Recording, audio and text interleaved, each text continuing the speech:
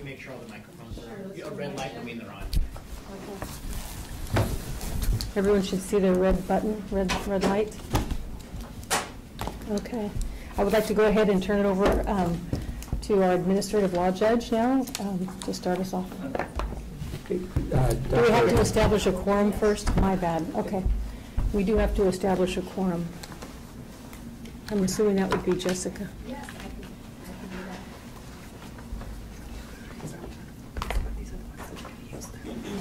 that. Okay. Ms. Bowler? Here. Dr. Bradbury? Here. Ms. Laredo? Here. Dr. Nunez? Here. Dr. Waterhouse? Here. Ms. Yanis? Yes. Dr. Nolan? Yes. Ms. Corrin? Thank you. Now I will go ahead and turn it over to our administrative law judge. Welcome. Thank you. Thank you, Madam President. Dr. Coughlin, if you'd like to come have a seat at the table.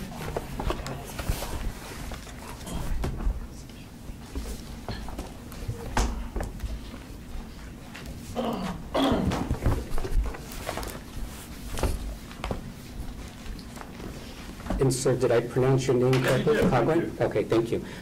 Shortly, we'll go on the record, but before we did, I wanted to kind of give you a idea of how this works procedurally. After we go on the record, I'll establish a quorum on the record, and then Ms. Harrell will give kind of a summary statement of the prior discipline and why we're here, and introduce the petition and supporting documents. And then we'll turn it over to you to provide any testimony you wish to provide. Do you have any additional documents you want to? Sure, yeah, I've had a couple more surgical procedures in the meantime to clear out the infected, chronic infection like that. We'll give you that, and I can submit it today, or make copies. Sure. Okay, we'll give you an opportunity to do that. Also, did you bring any witnesses with you today? No, Okay. No. All right. Representation of witnesses. Okay, and so after you testify, then Ms. Harrell will have a chance to ask you questions. Sure. After she asks her questions, the board members will have a chance. After the board finishes asking their questions, we'll go back to you in case there's additional information you want to provide, and then we'll kind of do that round robin until everybody's had a chance to ask all their questions. And then once you've submitted all your evidence, then I'll allow the parties to provide any closing statements they want to provide. And then after closing statements, we'll close the record. And then the board will adjourn to closed session to deliberate on your petition. So there will not be a decision issued today. And then the one thing I'll mention is there's a court reporter, and he'll be taking down all the testimony today. And so after the hearing, if you would wait just a moment, the court reporter has a form to fill out, and then he'll provide you one. And that's just in case you want a copy of today's transcript that has the information you need to go about getting a copy. Okay? Understood. Do you have any questions? No. Okay, thank you. All right, so let's go ahead and go on the record. We're here on the record before the Veterinary Medical Board, Department of Consumer Affairs, State of California, in the matter of the petition for reinstatement of James Coughlin, C-O-G-H-L-A-N. It's OAH number 2018-100-993. My name is Corrin Wong. I'm an administrative law judge with the Office of Administrative Hearings. Counsel, could I have you state your appearance for the record, please? Yes. Summer Haro, that's spelled H-A-R-O, Deputy Attorney General. And Dr. Coughlin, if you would state and spell your name for the record, please. James Coughlin, C-O-G-H-L-A-N, DVM. Okay, thank you. And to establish a quorum for the record, if I could have the members identify themselves, starting with the member to my far left. Alana Yanis. Kathy Bowler. Mark Nunez. Michelle Waterhouse. Jamie Noland. Christina Bradbury. Jennifer Laredo. And let the record reflect that a quorum is established. Ms. Harrell, if you would like to either begin with your summary statement or provide any documents you'd like to provide. I will do both. Okay.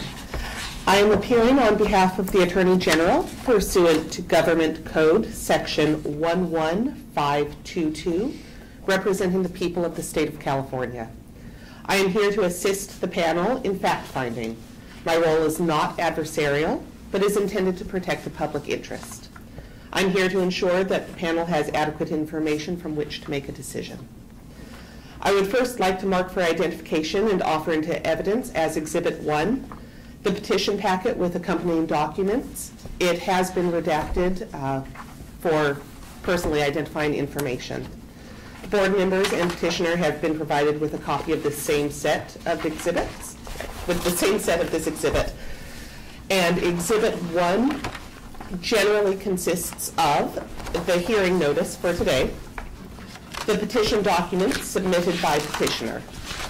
Those generally consist of Dr. Coughlin's petition for reinstatement, a request for live scan, a curriculum vitae, a statement of explanation by petitioner, medical treatment records, articles on kombucha, letters regarding petitioner's participation in a chemical dependency recovery program, certificates of recognition from community leaders, a record of participation in continuing education courses by petitioner, letters of support and recommendation from 2 veterinarians and a client of petitioner. There is also a letter from petitioner to Candace Rainey of the Veterinary Medical Board.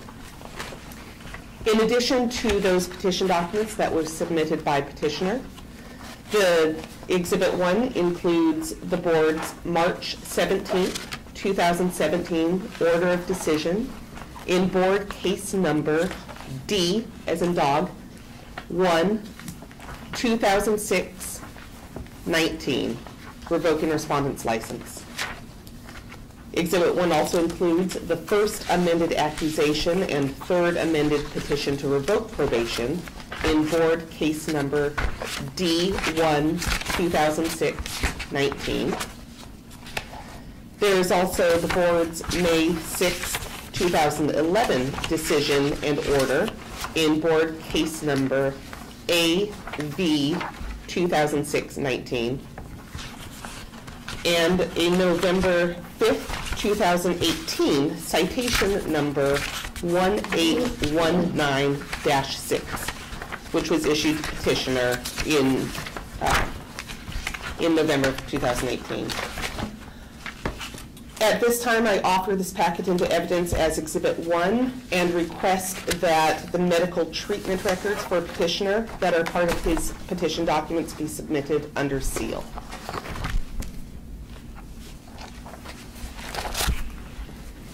Okay, the documents will be marked collectively as Exhibit 1 for identification. Dr. Coughlin, do you have any objection to Exhibit 1 being admitted for all purposes? No, I do not. 1 is so admitted. And do you have any objection to the medical records you submitted being sealed? No, I do not. Okay, those records will be sealed, and I'll issue a separate order. I have a question, Your Honor. Yes. We've had an opportunity to review the package, and we just got this placed on our desk this morning. Is there anything of significance different than what we've already reviewed and what's in here? What you received is the redacted version, which is what becomes part of the public record, and that redacts social security numbers, birth date, so that personally identifying information does not become part of the public record. So no That's new all.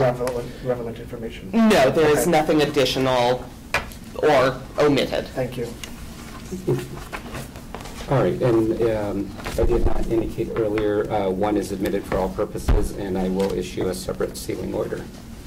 All right, Ms. Harrell, anything else?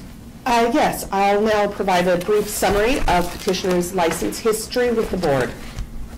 Okay, thank you.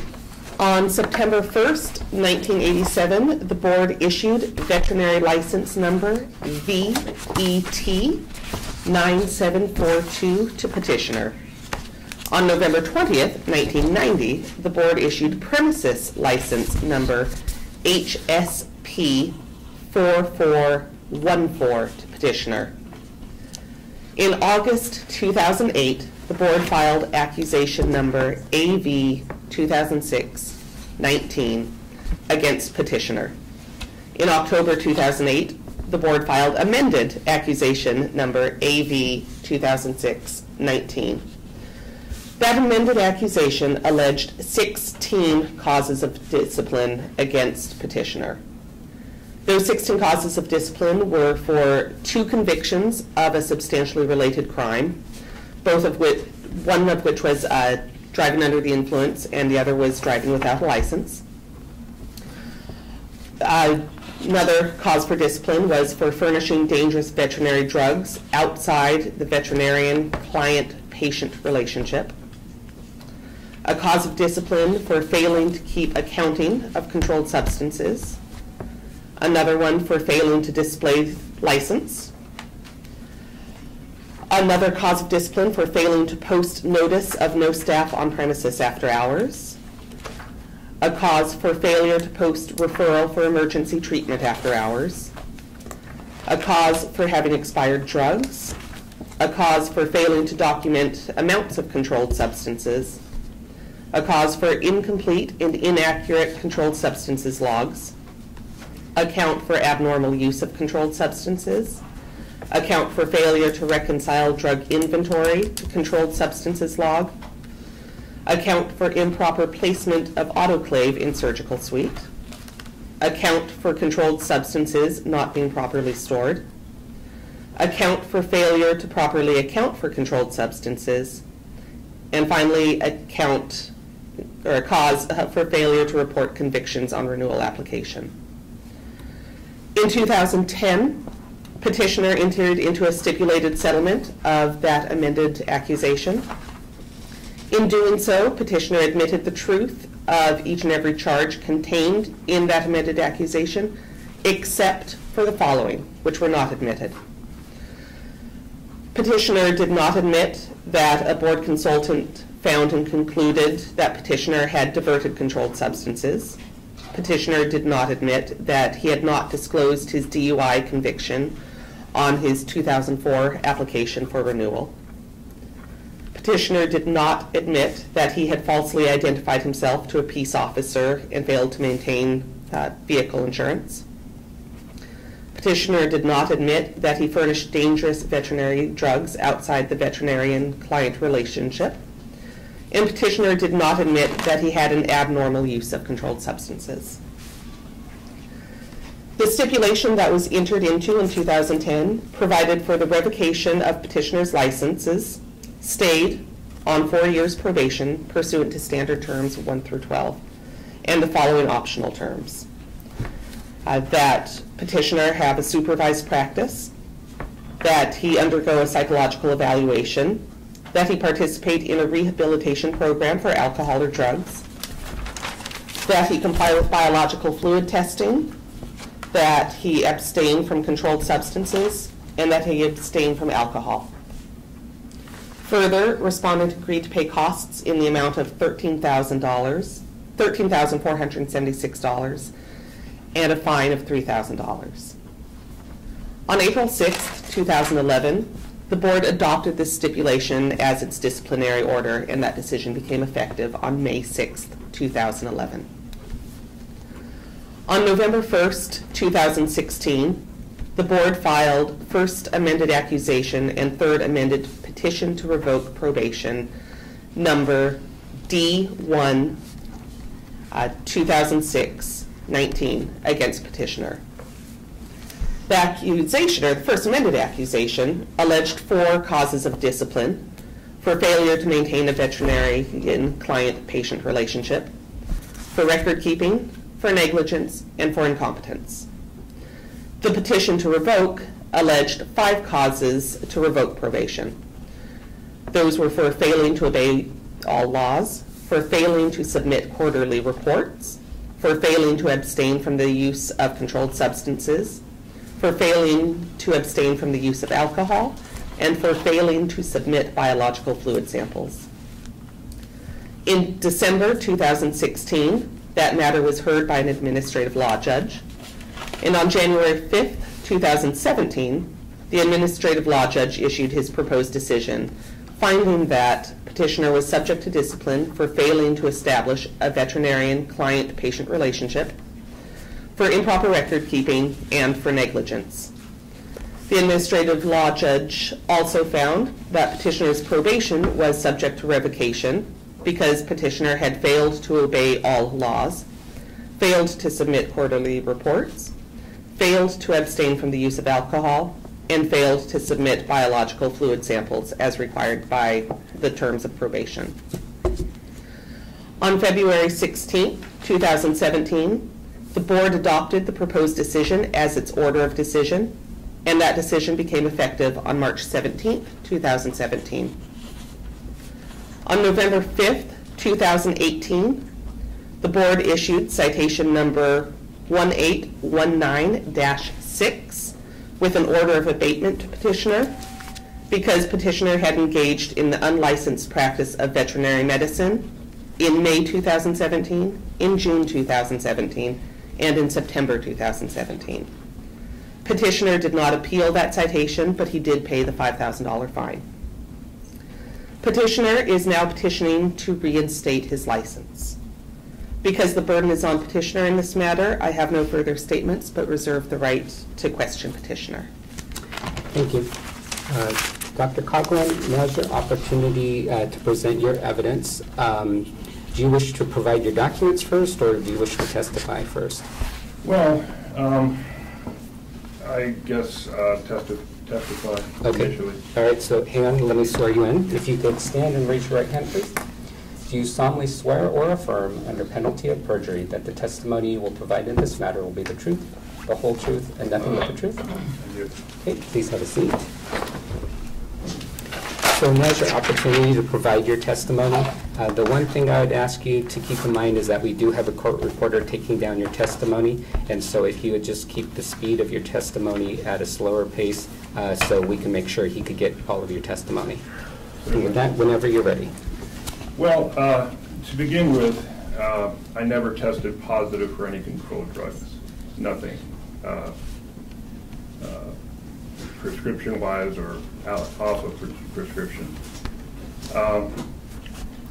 This was, I was tested twice, unexpected, during the original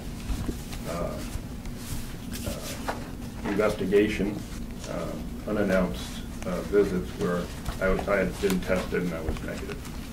Any other controlled substances thereafter were prescribed. Since 2012, I've been experiencing chronic fatigue, fibromyalgia type symptoms. I went to my HMO, Kaiser, several private physicians, rheumatologists, etc., and it was diagnosed, or I had been diagnosed with palindromic rheumatism and depression. I was not convinced that I'm a depressed person. I'm usually very active. I like to physically, like to keep myself physically fit. And I'm proud of being a healthy person.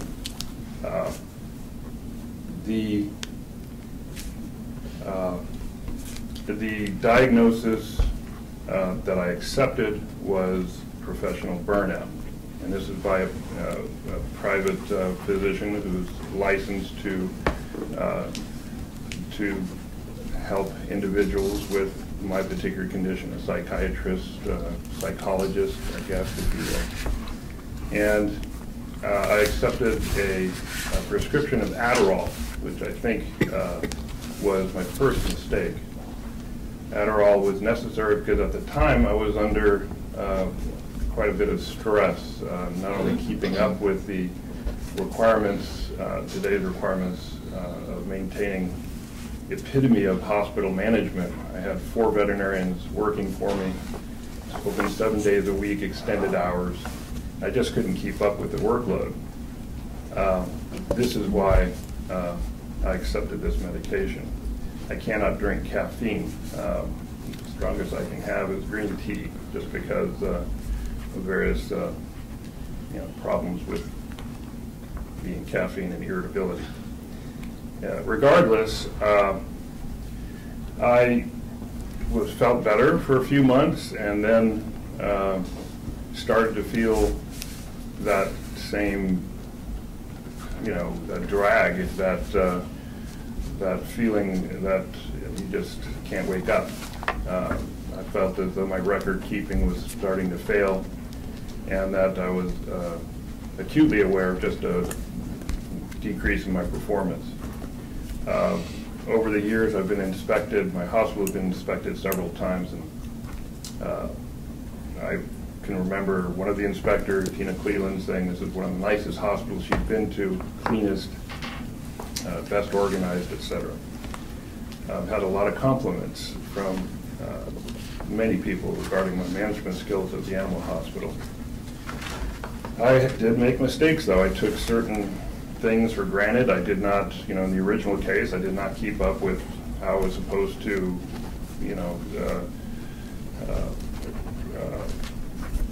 post postings and whatnot for the hospital, and I completely admit to that.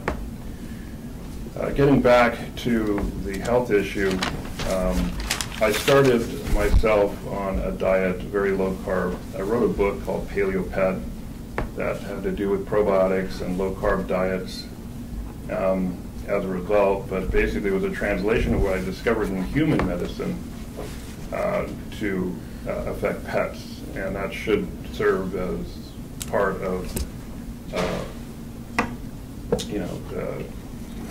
evidence that, yeah, I did a lot of research because I knew that what I had was something strange, and the first thing I blamed was diet.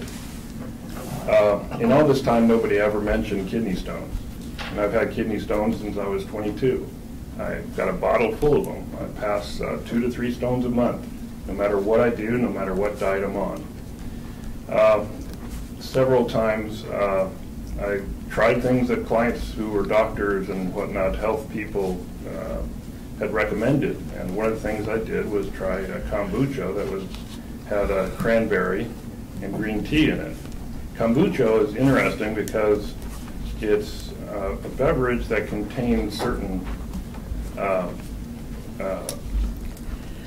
has vinegar and it has other probiotics in it, but for some reason it does have an antimicrobial effect, especially in combination with cranberry, which does inhibit certain infections, mine being a proteus, and ultimately the vinegar, which acetic acid has been shown to have an effect. People take apple cider vinegar in order to help pass stones. They also take cranberry juice to reduce infections. Well, none of this really came together for me until after I realized that it was helping me significantly. Within a week of starting this program, receiving kombucha with this particular combination, I felt better and I had more energy.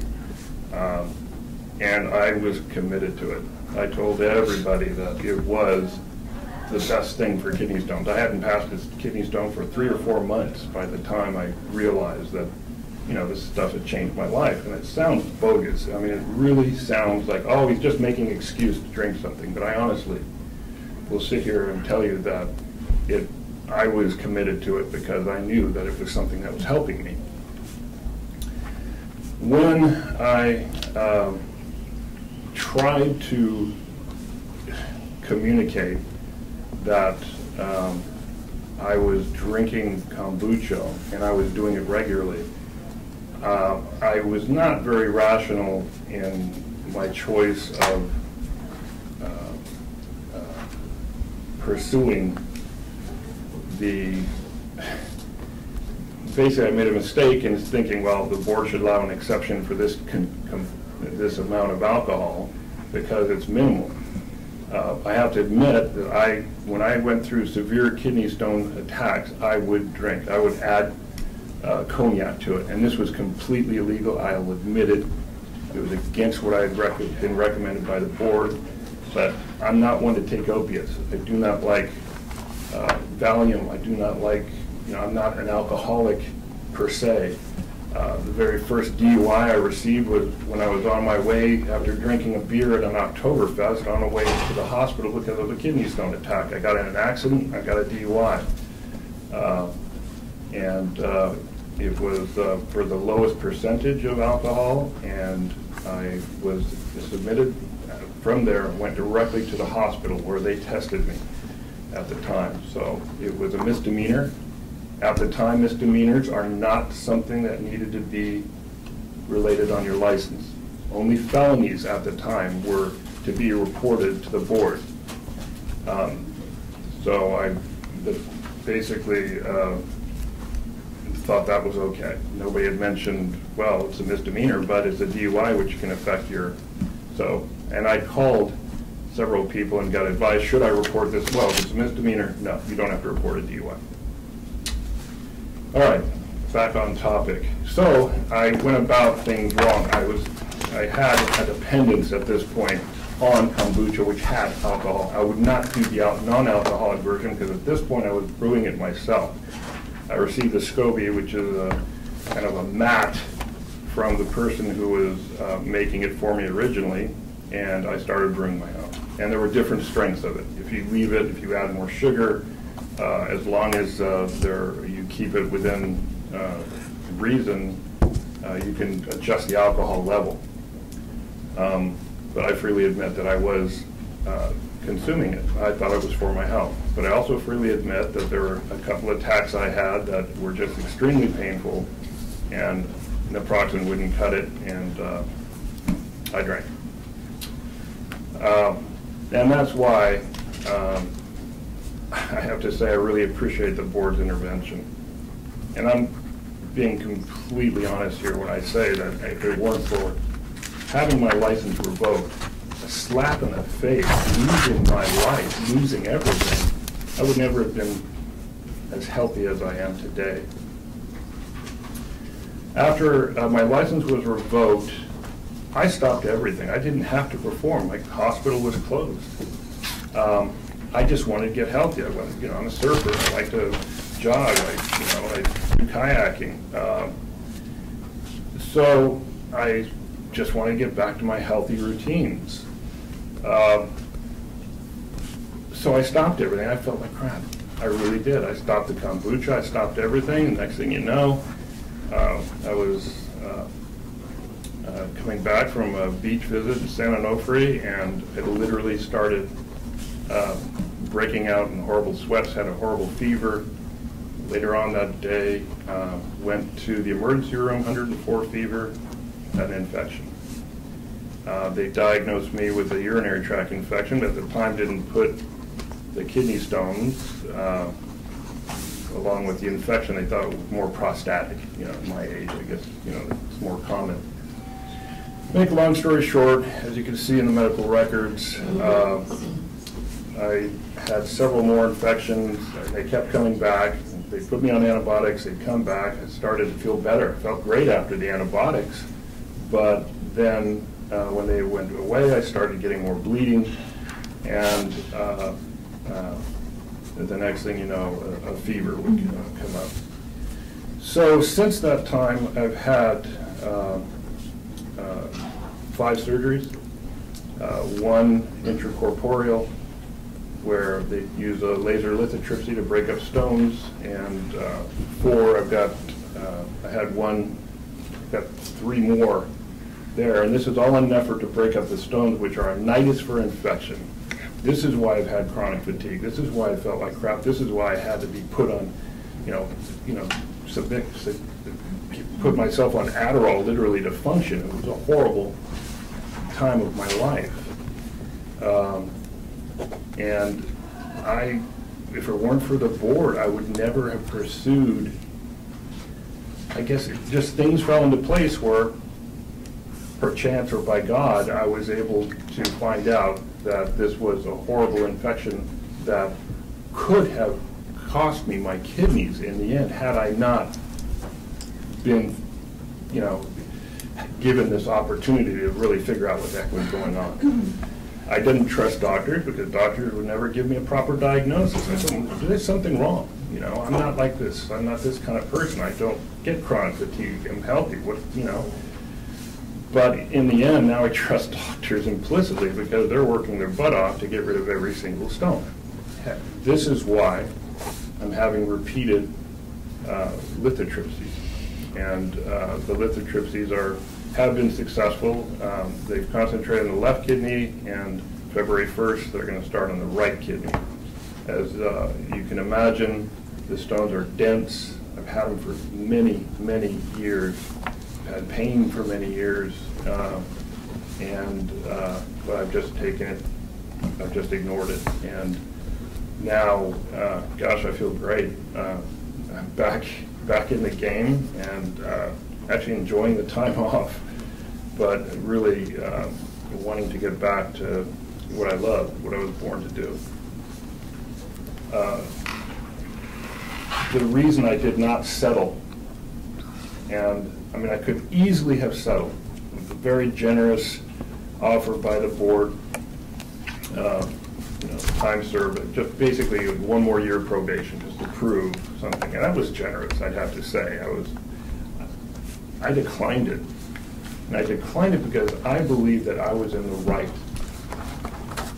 and that's pretty ridiculous when you think that, oh, it's okay to put cognac in kombucha to drink it to get through pain. That was defective thinking. The epitome of defective thinking. And I began to realize after I started feeling better, the fog started to clear, how stupid and reckless I had become. And I sat in on a few meetings for when I had seen the psychiatrist. I was at this point suffering from depression, etc. It's all basically from the stress of losing my life as a veterinarian. I sat in on a couple substance abuse programs, Alcoholics Anonymous type programs. I decided to join up. Kaiser is very excellent as far as that goes. And I started realizing that I was an alcoholic. There's no question. I was thinking like an alcoholic. I was rationalizing like an alcoholic. And that,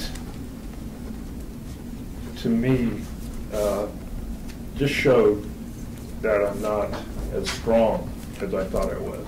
That maybe there was a reason that I thought I was right and everybody else was wrong.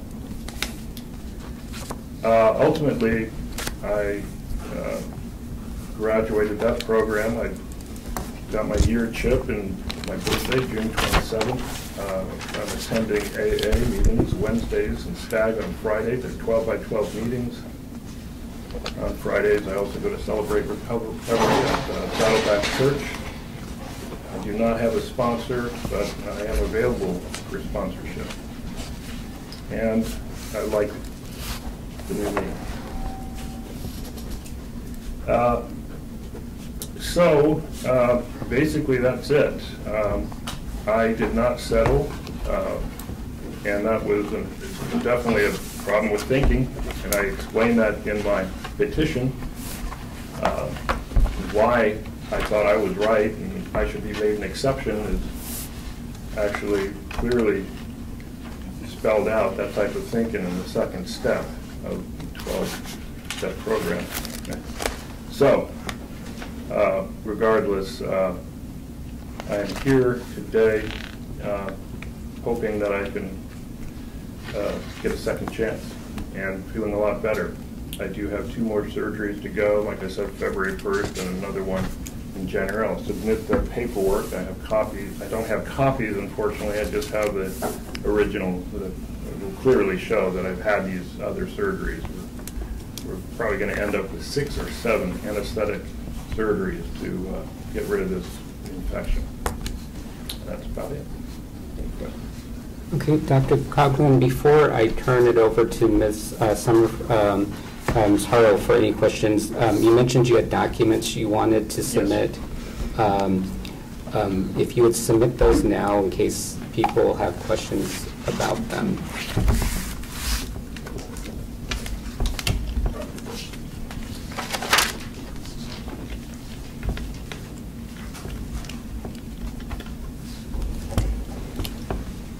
submit.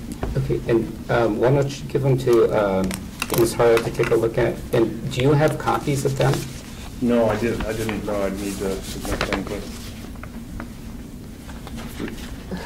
Okay, I'm not sure if we have a means of making copies. Well, basically, it's just evidence that I had surgery November 2nd, in addition to the 3 that were mentioned, December 14th, and I have an upcoming procedure February 1st. For the record, these are 3 after visit summaries, so they would also be medical records that, if accepted, would need to be under seal. Do we have a means to make copies? Our contacts. Okay.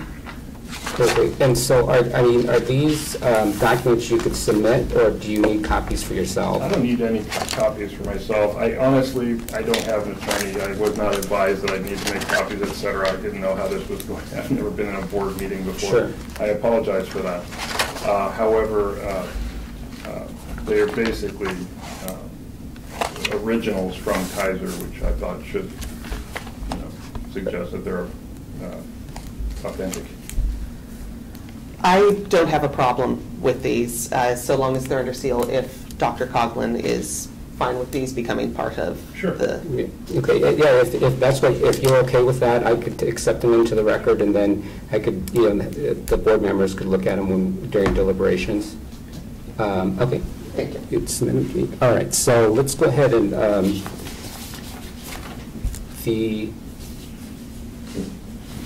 after visit summary dated November 2nd, 2018 will be marked as Exhibit 2.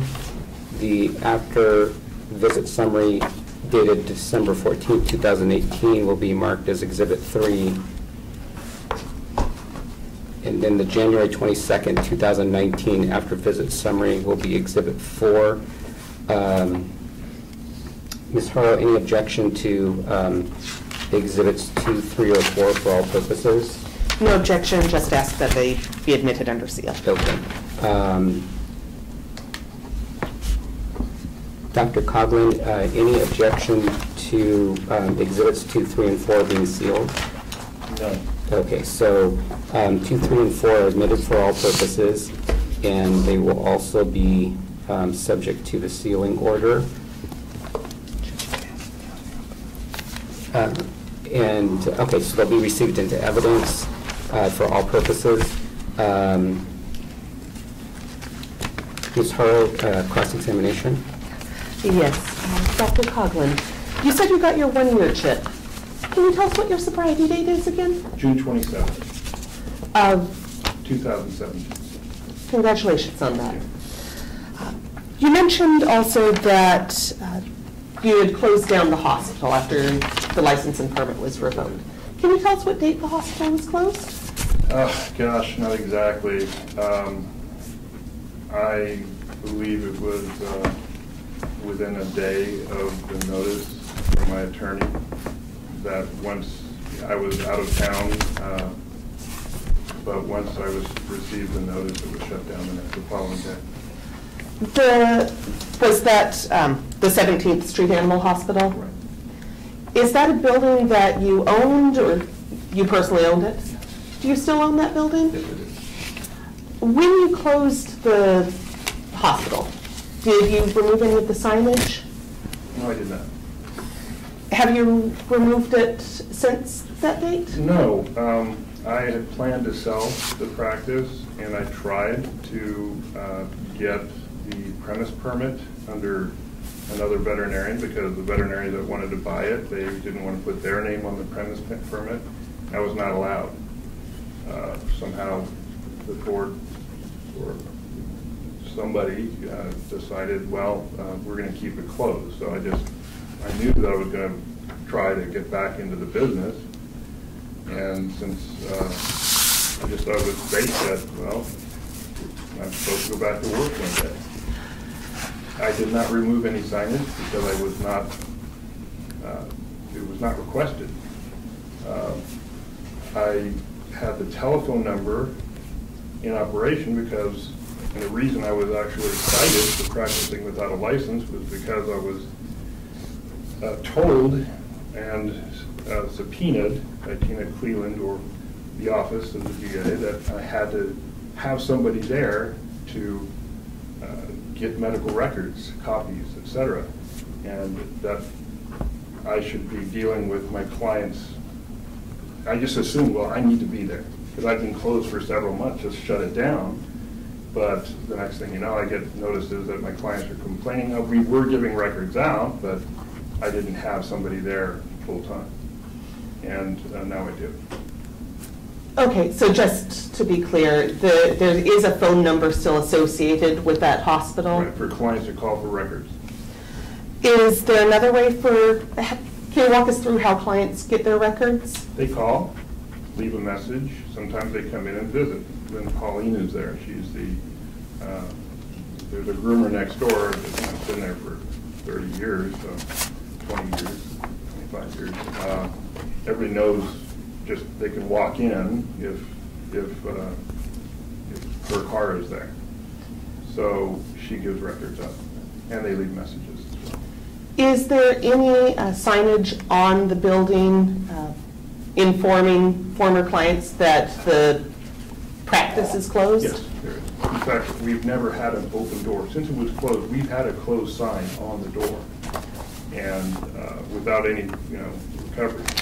When I was cited for practicing without a license, closed signs were there. But when I'm there, people would come in, and I would refer them to other veterinarians. I told everybody, including the undercover agents, that look, I can't be a veterinarian.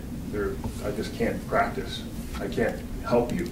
So I can look at your pet and refer you out, but that was a mistake. I'm representing myself as a veterinarian. I didn't know that. I thought I had to be there. Then I was told by the investigators, no, you can't do what you're doing because they're assuming you're a veterinarian, a licensed veterinarian. When you refer to the undercover inspectors or investigators coming in, they weren't former clients, correct? No, they were not. So when they came in, you knew that they weren't coming in to get records, right? Right. Well, I didn't know. But Pauline is the receptionist. She's handling that. And so if people really had a problem, I would look at them and say, well, you need to go here. You need to go there. It was just, I thought I was helping, but I was actually hurting myself. You said that when people call the phone number associated with the hospital, there's a recording. Is it always a recording, or does someone ever answer the phone? She answered when she's there. She gets the recordings when she's not. On the recording, does that outgoing message, that outgoing recording, tell the caller that the hospital is going to be open in early 2019? Yes, it does, because after this board meeting, I was actually, I was scheduled to have a board meeting 6 months ago and 3 months ago, but the hope is that if I find out if the board denies this petition, then I will go forward to sell the practice, and hopefully I'll be able to get somebody that will be able to reopen it as is. I'm not sure of the reason I'm saying, we're currently closed, but we will be open later, is because if I say we're closed and never going to open again, that's not true. My plan is to sell and have somebody open it, or myself open it again. But currently, your personal license is revoked, correct? Yes. And the premises license for that building was also revoked, correct? That's correct. Have you informed your former clients of that? Yes. That the licenses are revoked? Absolutely. But the recording is telling callers, anyone who calls, that the building will be open? We are currently closed. We refer them to emergency places, but if they would like to get records or any other questions, leave a message. But that recording also tells them that the practice will be opening in early 2019, correct? We should be reopening. I've got a veterinarian that is interested as as long as, you know, he's wanting to reopen the practice. Is there a website for the 17th Street Animal Hospital? There was, I'm not sure if it's still in operation. Were you responsible for maintaining that No, website? it's not. Can you tell us who was? Yes, it was one of my clients, Paris. I'm sorry, I missed that last part. His name is Paris. He's, I don't know his first name, unfortunately, but he was a client that I traded services with. He would maintain the website. Did you give him any instructions to remove the website? Yes, I did. Have you checked to see whether or not that website's removed? No, I did not. I just assumed he's always been on top of things. I'm assuming it's still up. I will represent to you that there is a website associated with the 17th Street Animal Hospital. You weren't aware of that? No, I was not. Okay.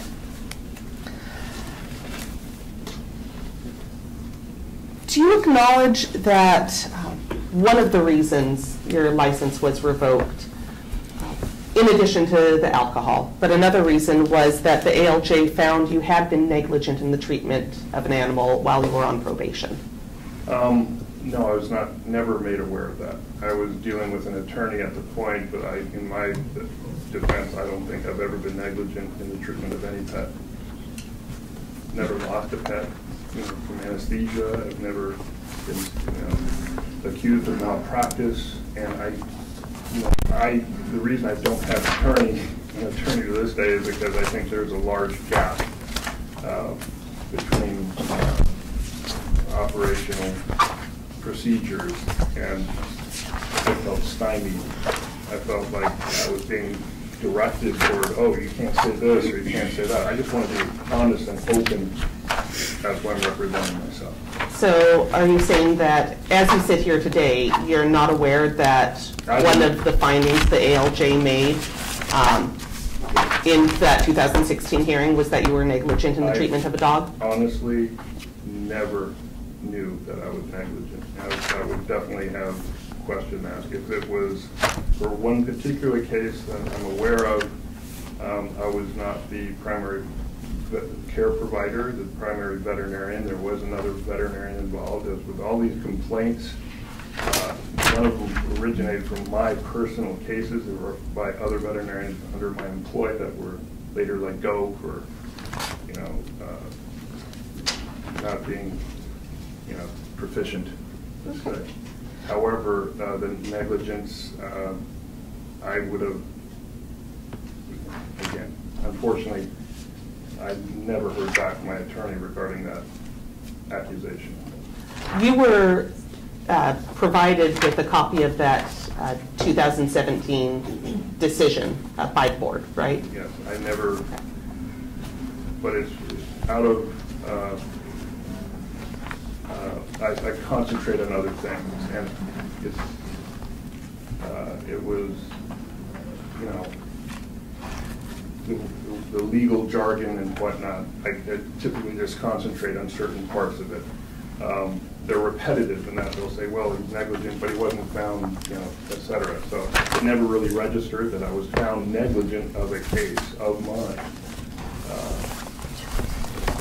If I may ask the name of the client in that case? It is in the decision. Let me find the right decision.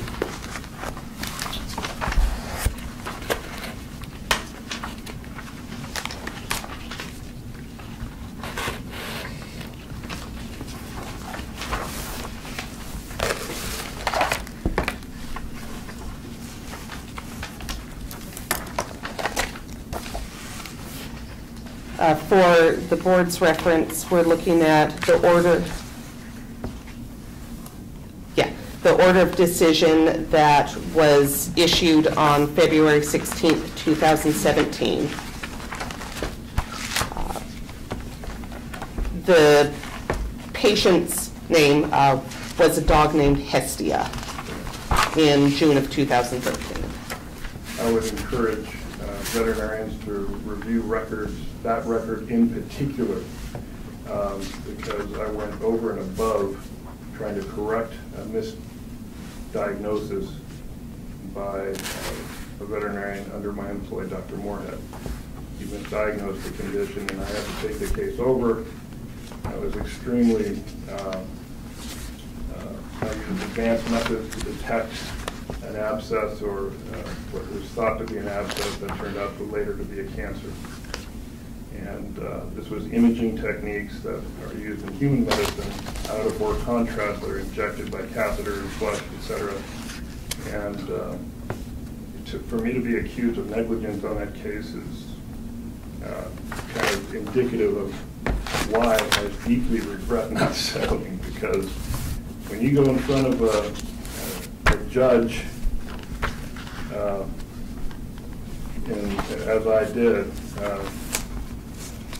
an administrative judge, I apparently did not believe a single thing that I had said, and I agree with him. I mean, I admitted at that administrative hearing that, yeah, I drank kombucha, and sometimes I drink more, but at that point, he immediately assumed that, well, you're here trying to defend yourself, that you weren't. So when I admitted that, I think he basically just took a broad stroke of a pen and said, you're guilty of everything. So I don't think any of the accusations were, I mean, I was guilty of everything that they were accusing me of. I think it was just a broad stroke at that point. And that's why I did not pay that much attention to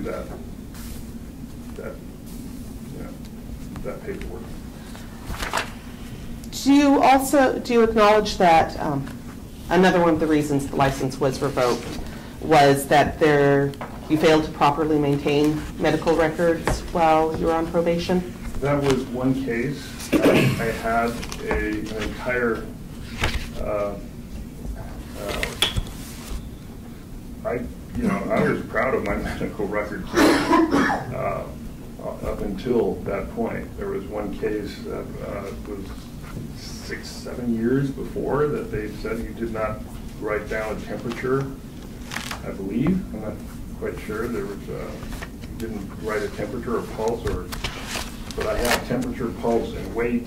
I just didn't have heart rate or something. But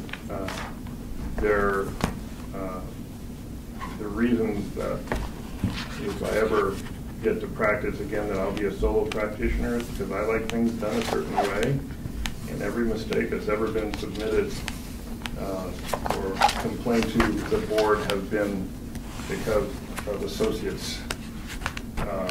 My personal cases are very well taken care of.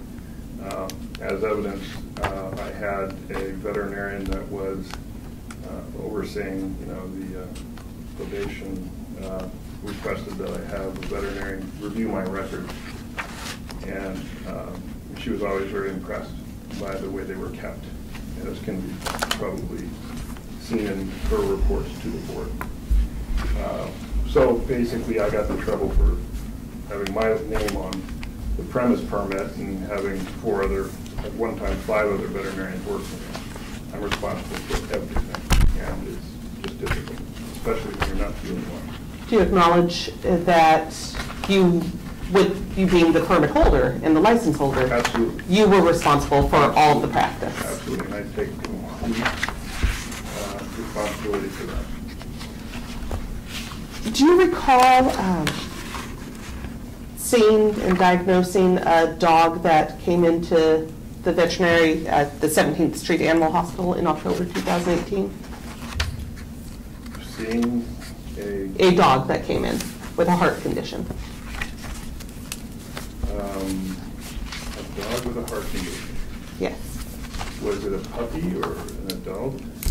It was a canine. There is a dog that came in October 2018. Do you recall that? No, I don't. Not in particular.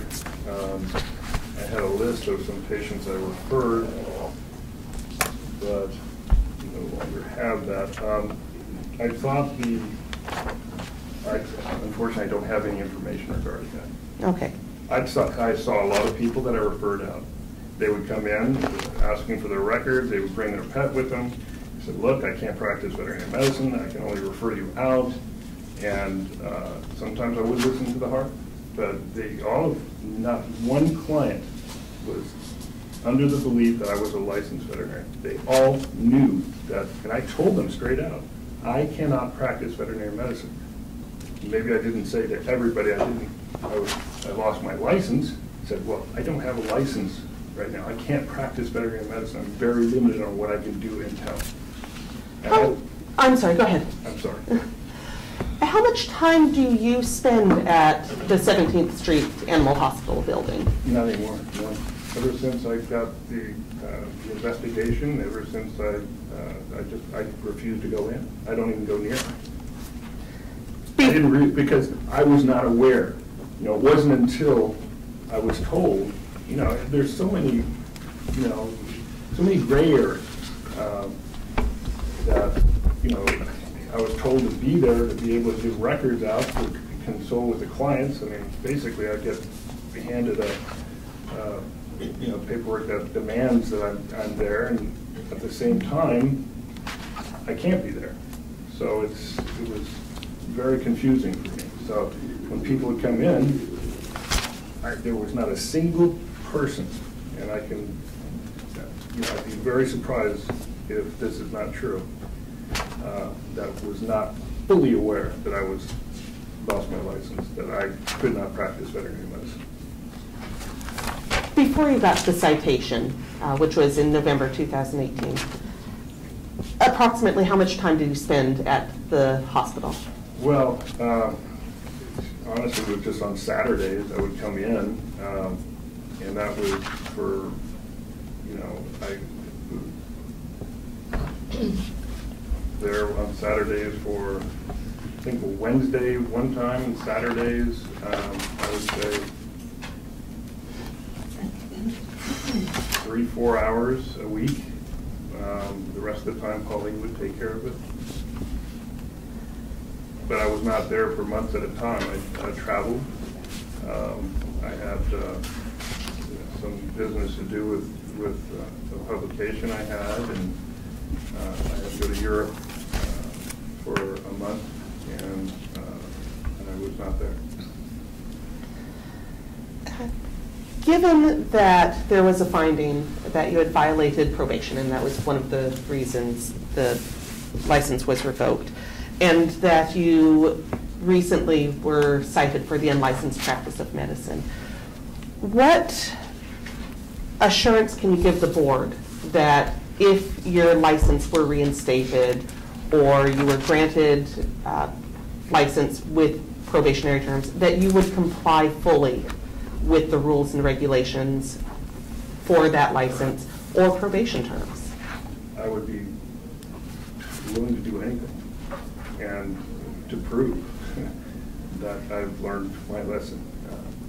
You know, wisdom comes from suffering. So I think that I will do everything in my power to prove that I am upholding every legal responsibility, as well as documentation, et cetera. I'm not going to hire anybody else again. I'm going to be the only veterinarian there. And I'll be responsible for myself. Thank you.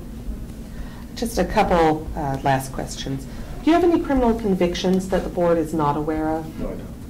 And are there any pending criminal or civil litigations against you? No. All right. Those are all the questions I have for now. Okay, are there any questions by the board? You want to start with Alana? You said that you do not have a sponsor. Is there a reason why? Because I considered it, but I don't have a sponsor because I don't have a craving like others. Like if I get stressed, I go swimming or I go running. I'm not the kind of person that when I have the typical bad day, I have to have a drink to release that. So for me, it's mostly a thinking error. I'm an alcoholic. I'm an addict. I'll admit it. But for me to have a sponsor, which I did have initially, I don't have one now, it was kind of a waste of their time, and I would be taking the spot of somebody that needed an experienced sponsor feels obligated to reach out every now and again. And me being on that list kind of seemed to me a waste of that spot where somebody else can use it. But I would be happy to sponsor other people. Myself, How long did you have a sponsor for? 3 months. 3 months. Yeah. But you admit you're alcoholic, and that is a pretty important piece of the AA program. Absolutely. But you only have a sponsor for 3 months? Right, and again, the reason is I don't have I have to pick up a drink, or that craving, I don't have that. I don't have the desire, I never have. I've never been a strong drinker. I don't smoke marijuana, I just don't do drugs. I live a clean life. I don't have the need, like for instance, if I have a bad day or a very bad thing happen to me, I'm not the kind of person to take a drink. That's what a sponsor's for, to encourage you away from these desires that will lead into relapse. But doesn't the sponsor also help you work the 12 steps? Absolutely, but because I'm a regular member of the 12-step program, I go to 12 by 12 every Wednesday, and Friday we go to Celebrate Recovery. I also go to a stag on Wednesday. I'm there for 4 hours. The 12 steps were completed with my first chip, with the sponsor.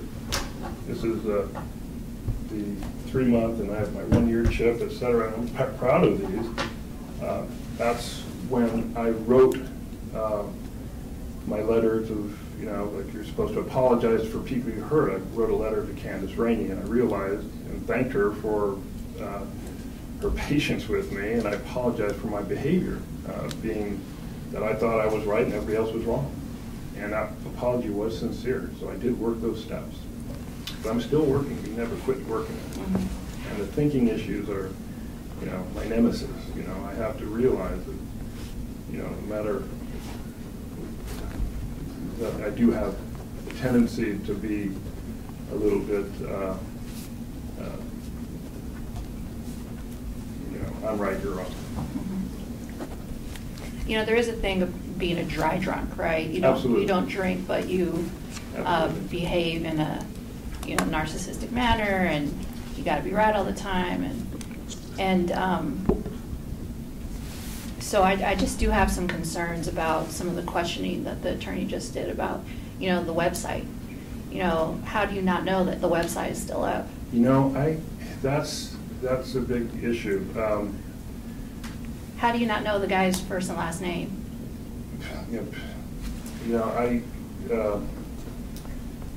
I'm just unprepared. I didn't realize that I just know him as Paresh. He's a client, and I'm not the one I didn't manage the hospital media. But you're the ultimate owner. I know. And so ultimately it's your responsibility. Yeah.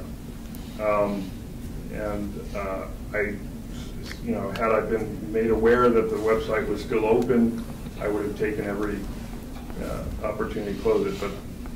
But shouldn't you have made yourself aware? I mean, who was supposed to make you aware? If you're the ultimate, if you're the top dog, and it all ends up, there's a saying, if you pay the cost to be the boss, right? Yeah. And it's like, it just sounds like from this undercover investigation, from you still being in the building, referring people out as you say you were doing, it just kind of sounds like you were still trying to be right in a sense. You were trying to practice, but not practice. It's really hard to believe that you have fully embraced the steps. And I'll just say this, since this is a closed session, I have, there's a lot of... It's open. This is not a closed session, okay. So I have extensive knowledge of 12 steps, not because I'm an alcoholic addict, but there's people in my family who are, and very close people in my family. And I am, unfortunately, very aware of the 12 steps. And the conversation that just took place, it seems to me as if you are a dry drunk. I'll be very honest. You still have a phone number up. You haven't taken down any signage. you know, you don't know the first and last name of the person who has a website and it's still up. It just sounds like you're just kind of in this holding pattern to try and get the license back. And you never fully accepted that you had to shut down. And you did not fully shut down. And so if you haven't fully shut down, why should we reinstate your license? Agreed. I couldn't, the board would not allow me to fully shut down. And the way that I'm. Can I get clarification on that? Is that true? Jessica or staff, what do you mean the board would not let you fully shut down? I was served for not being there. I was served because clients, my patients were complaining they had nowhere to get the records from. So I couldn't take the phone number down because who are they going to call? How would they get their records? I had 30,000 records and. Couldn't you just mail them all back to everybody? Just get all the addresses and mail everyone's records back and be done of it? That's a good point, but it's very expensive. I understand that, but, you know, there was animals who died. You know, it's like, how do you put a price on those animals' lives as a result of negligence? And died? Animals that died as a result of negligence? Yeah, like Hestia died, and Luna. Well, I don't know if Luna died, but Hestia died. For cancer. And it's like, but due to negligence of the veterinarians who are underneath you, correct? Correct. So it's like, yes, it would be expensive to mail back everybody's records, but it seems like that's just a penalty you would have to pay because you were supposed to have been shut down. See, that's the confusion. Shut down. Does that mean that I take down all the signage, put a big closed, when I'm wanting to sell the hospital? Yes, building? absolutely. I think absolutely. But then, why was I not allowed to sell the practice? Why was I not allowed to get somebody else as a premise permit holder? I tried for 8 months, and every time this individual that was willing to put his name as premise permit provided with a clean record, it was denied. And that was only because here's a veterinarian that was just, license revoked by the board on probation for 10 years, etc. They didn't want their names with that bill. I can't sell the practice with that reputation because the board's already affected one of my employees who was Dr. Gonzalez. She got 3 years probation, and everybody starts to think, oh my gosh, anybody who worked here is going to get nailed by the board because they've got a magnifying glass on Dr. Coughlin's practice. So in order for me to sell the practice, it had to be to one of my employees who is very interested, still interested in purchasing the practice. He wouldn't put his name on the premise permit. I found somebody else to do it. So, for all intents and purposes, I didn't want to close the entire building down if it's going to still be an animal hospital. It's been there for, since '91. And it's an investment for me. It's I've got a lot of, that's my retirement. I want to sell the practice, but if I'm not able to because we can't get a premise permit for anybody, then what am I to do? So I figured, well, I'm just going to see if I can get my license back, and then I'll put my premise permit on there. I'll open it back up and sell it, 1 or 2 years afterwards. But I love being a veterinarian. And I understand. Can I get clarity from staff? I just want about this whole thing about not being able to sell. Can somebody clarify if that's true? Procedurally, probably what would need to be done is someone would need to be called as a witness. Okay. If it's strictly a legal issue, I believe counsel can advise the board. If it's purely a statute, but if it's evidentiary in nature, then it's going to require testimony or something admitted into evidence, a document. There should be at least half a dozen applications for premise permit under a different use on record. So to answer your question, well, hold on real quick. Couldn't you just sold the building? It doesn't have to be a veterinary hospital. Couldn't you have just sold it for the real estate value of it? You have to be fully rented to be able to get the proper price. Before my hospital was closed, it was worth, in excess of $3 million. 2 weeks later, it was worth $1.5 million. A year later, it's not worth anything because it's assumed that there is no more clientele. There's no value.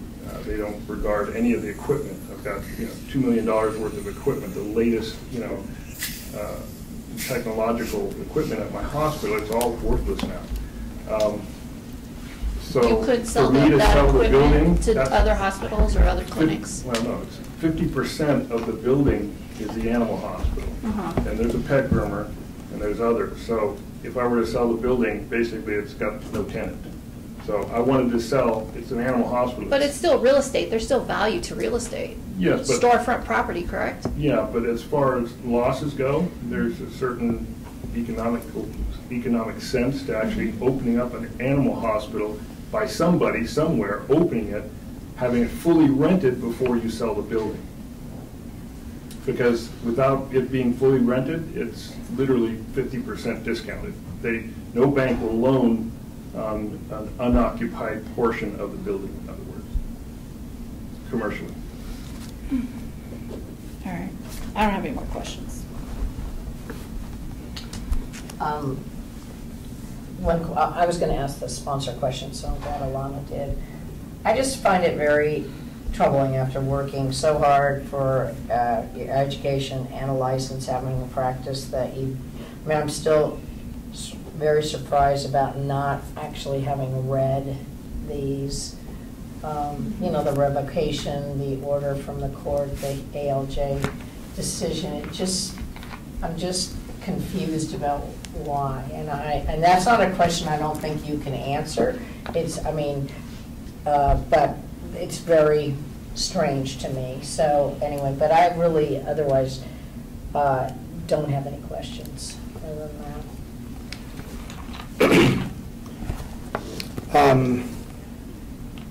Thank you for appearing before us today.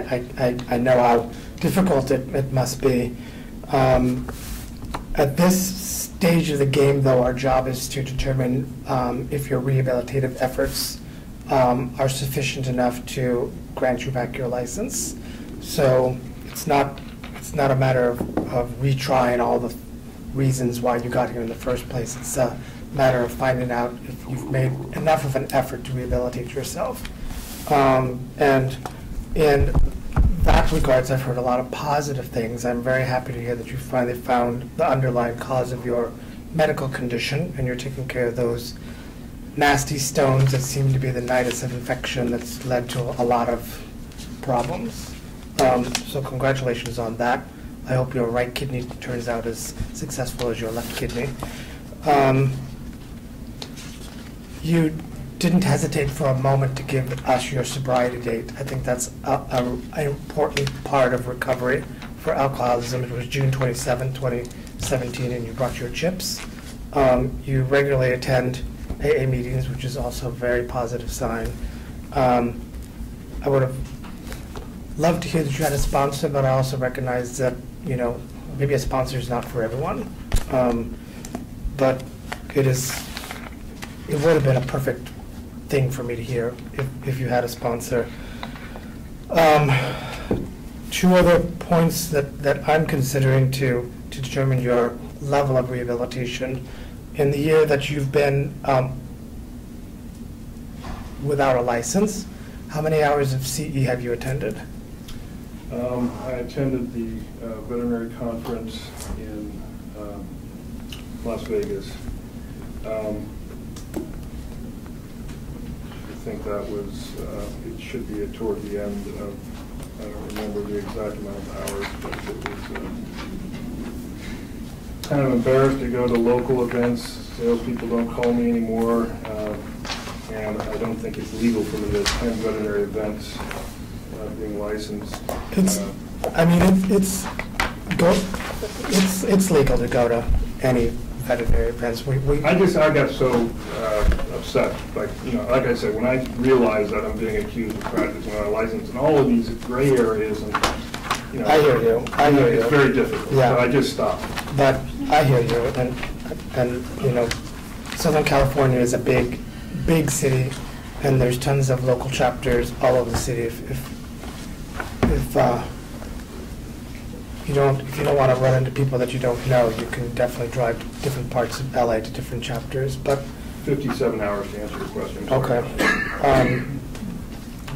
And then you also mentioned that you have been diagnosed with depression. Right. And you said that if you're going to get your hospital back, you want to be a solo practitioner because you don't want to work with anyone else. I mean, that sounds like isolationism, which is not a way to deal with depression. So how are you dealing with your depression? Well, currently I'm keeping very physically active, and I like my meetings.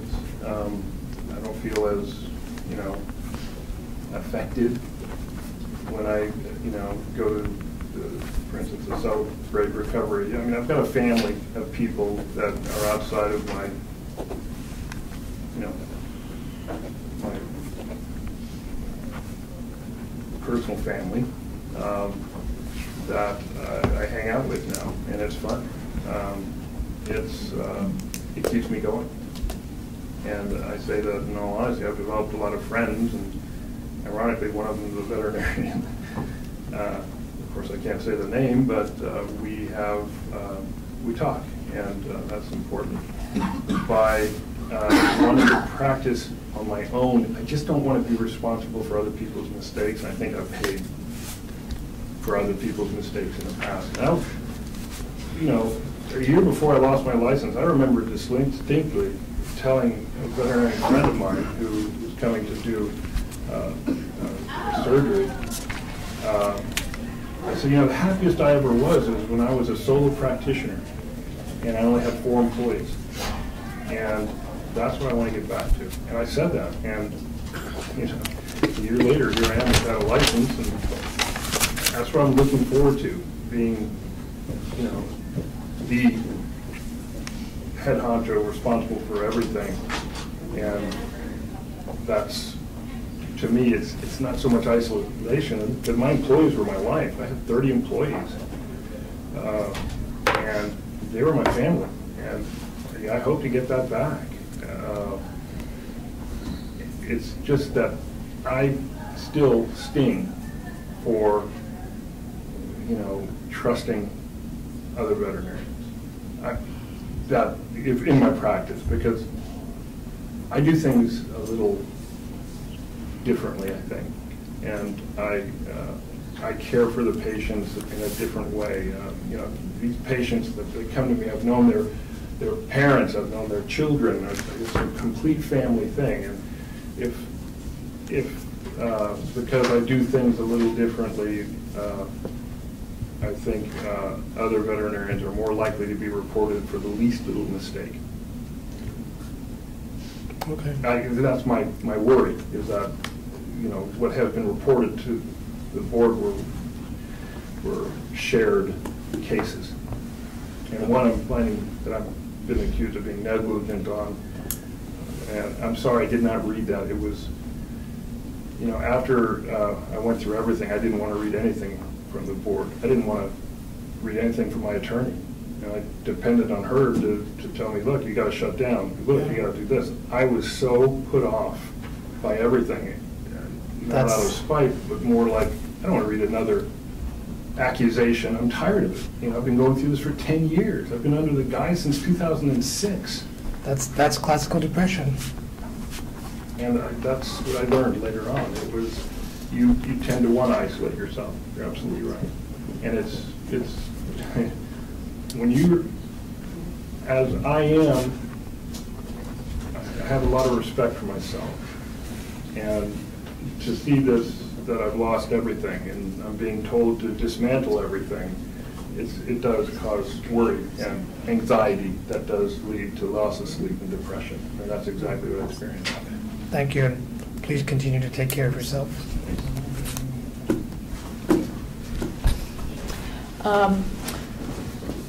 You said that you had an order that you needed to be at the hospital after the premises permit was revoked. Yeah, there was a Did you bring that with you? Well, no, I don't. honestly, I was unprepared, but I'd be more than happy to bring this. It was a subpoena, basically, that I had to give certain records. There were like 30 records that people had complained that they could not get. So I was just getting a lot of my clients complaining to the board offices that I was not there, that I'm not, I'm not being responsible for the records being transferred. That's why I maintain the phone line. That's why I'm paying for somebody to be there. She's not selling anything, not even over the counter.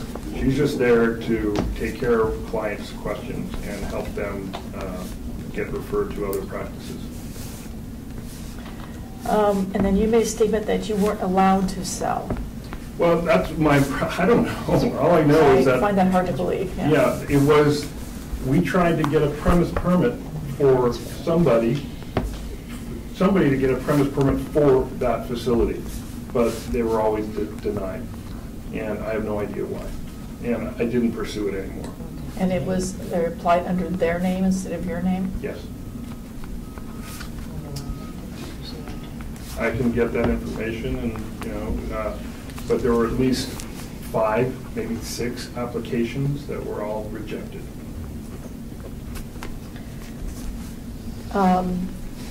So can you tell me more about this case of Hestia? So believe it or not, we're not allowed to see medical records. Oh, really? And so I know, shocking, isn't it? That's one of the rules. So we just see the judge's opinion, the judge's writings. So can you tell me more about this case? And I'm more interested in the advanced methods that you used to. Okay, well, Hestia was a case that came in from another hospital that had a drainage tract, and was seen by a veterinarian, Dr. Reed Moorhead, and was diagnosed as having infection and that type thing. And so with treatment and so well, he saw me because he wanted to get a second opinion, and I agreed at first with Dr. Moorhead, but then I started seeing that perhaps there was another explanation, and I made that clear to the owner of Hestia. Hestia was, the owner and Hestia were very attached, and so I did everything I could to try and figure out exactly what was going on. Basically, Hestia was on antibiotics, would clear up, and then off of antibiotics would start getting a drainage tract again, coming and going. First assumption, well, there's a foreign body in there. The abscess was at the ventral part of the neck, submandibular area.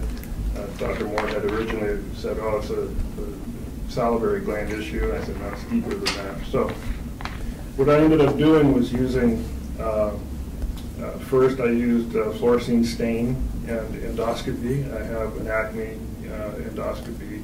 I've got a lot of endoscopy areas to try and find out where this area was. And the drainage tract, of course, is very confusing. It's, you can go, there's smaller holes, you can't get an endoscope in, et cetera. So I spent hours literally trying to find out if there was a foxtail or some piece of bone or something in this area that I'm missing, until we went through all of this and actually did 2 exploratories. You can't, because of the location of it, it was retropharyngeal. You can't just open it up. It's just the it's a dead end zone, basically, the circulation and everything in that area. So I decided to use green graphene, which had a concentration to inject it using a catheter under pressure, and then take X-rays, based on positive contrast imagery. And that's how we finally were able to locate it 3-dimensionally, so to speak, by taking stereographic X-rays, basically, lateral, dorsal. And at that point, I was able to localize it and found that it was actually a cancer that because of patency, an opening between the subtonsillar fossa and this pharyngeal area, it would continually get infected. So basically, because it was cancer, there was no cure, and it was not going to get better. And this is when the owner decided for euthanasia as it got worse. And so did you biopsy that? Yes, I did. And the records were extremely detailed, and were a good example of how I keep my records keeping and how I detail my surgical procedures. I was proud of what I did for that pet, and to get the original diagnosis. The diagnosis was not accepted, however, and I was blamed for not being able to do surgery to remove it. There was no cure, and that's what irritated the client, was that I couldn't cure a pet. That I told him that, yes, there was an infection, but there might be an underlying cause. That's why we're looking for a foxtail. I said it could be a tumor, it could be a foxtail, it could be a piece of bone or plastic, we don't know. And because we had the worst possible diagnosis of cancer, it kind of fell apart. And emotionally, it affected him deeply. I wish I could have done something. So you say that you do things, the way you practice, you do things kind of differently. Can you explain that? Well, one of the complaints against me was misappropriation of controlled drugs, using them erroneously. Well, I was one of the first veterinarians to use tramadol, and tramadol is one of the most commonly used pain medications in veterinary medicine at this point. But at the time, nobody heard of it. Nobody used it. This isn't the first complaint against me. It's very clear that tramadol was one of the controlled drugs or dangerous drugs that I was furnishing that was given for inappropriate, prescribed inappropriately. I was one of the first veterinarians in Orange County to use ketamine Valium, come from the University of Georgia. Everybody else was using phenobar. I was the first veterinarian in Orange County to go every 3-year vaccinations. I do things differently because I believe that in certain things. I saw autoimmune cases when I gave leptospirosis to certain pets. So I didn't want to give leptospirosis anymore because we don't really have it endemic in my area. So in other words, if I have a conviction that I see over and over, like for instance, diabetes going up 78% in the last 10 years in dogs, well, what can cause that? You know, that's diet, and that's dry dog food. So I can tell other veterinarians that work for me, look, you know, the reason we were seeing an 80% increase in canine diabetes in 10 years is because of glycemic index of pet food. I can say that, and I can tell people, look, if you want to avoid or cure diabetes, go to a different food. Not all veterinarians accept that. So I do things a certain way because it's just more common sense for me, and it's based on research I've done elsewhere. So it's kind of, you know, I respect myself on the cutting edge, and I employ the cutting edge a little bit more aggressively than others, but not, I don't do it recklessly. I'm very careful, and I have a lot of hostility from veterinarians to this day because I was the first veterinarian to go every 3-year vaccinations. And it cut into their income. And when I tell my clients that, look, you don't need shots every year, in fact, it's bad for them if you do it, they would go back to their original veterinarian and say, well, Dr. Coughlin says, immediately I get a lot of hate because they're vaccination clinics that make their income on yearly vaccination. So this is why I do things a little differently, and I believe that they're for the better overall. At the end of 2018, when you were at the practice and then you got cited for unlicensed activity, did you receive any money for that? From any of those clients that you saw during that time? They bought over-the-counter, you know, products that, you know, they have been, you know, we received, but I never charged for any exams. Nothing, because I'm not a veterinarian. that I know of, there were some bills payable that were collected, people who had balances that were coming in, and there were, for instance, ashes for pets that were picked up and paid for, I believe. But, there may have been instances where things were charged. We gave vaccinations. I was under the impression that any licensed veterinary technician can give vaccinations, but that was stupid. He was giving vaccinations. I wouldn't while he was there, and that was wrong. And, I should have researched a little fully. But, So during that time, there were vaccines being given? No rabies, just... Were any other veterinary services done? That was it. By the technician? And that's why I paid the fine, because I freely admit that, I just, sometimes when people come in and say, can you do this, can you do this? You kind of feel like, well, I can't, but, there's a licensed technician from another hospital that can do it. But you can't do it on my premises, because now that's the veterinary thing. Even though you can give them a pet grooming facilities, they can give vaccinations, you can go to pet stores, they can give it. That's where I overstep. And I freely admit that, it's, I thought the case was closed of practicing without a license because I admit to it. But in so doing, I admit ignorance that I did not. I thought I was doing the right thing by saying, look, I don't have a license. I can't practice veterinary medicine. But you need to do much more. Like, this is the first time I'm being told that I have to take a phone line down. But then again, I have to have a phone line up for people who request records, and that I should have taken all my signage down. I didn't know that. And I questioned the investigator, Tina Cleveland, who came, or some people who were there, and there was a lot of gray areas that aren't really well documented as to the do's and don'ts to avoid being accused of practicing without a license.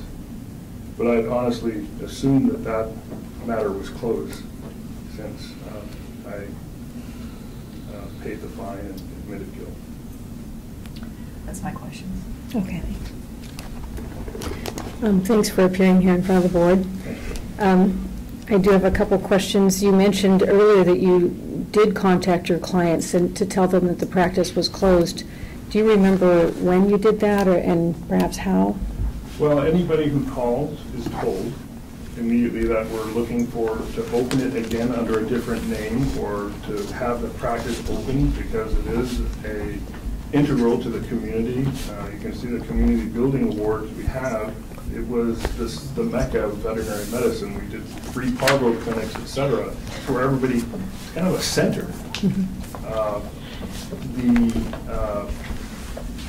The idea is that I didn't want to just leave everybody hanging.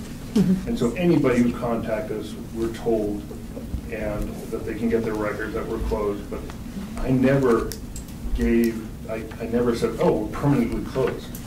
I never said that.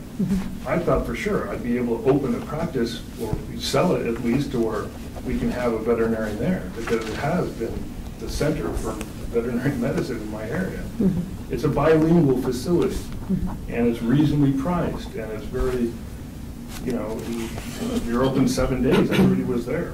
We're the third or fourth largest clinic in Orange County. So, irrespective of that,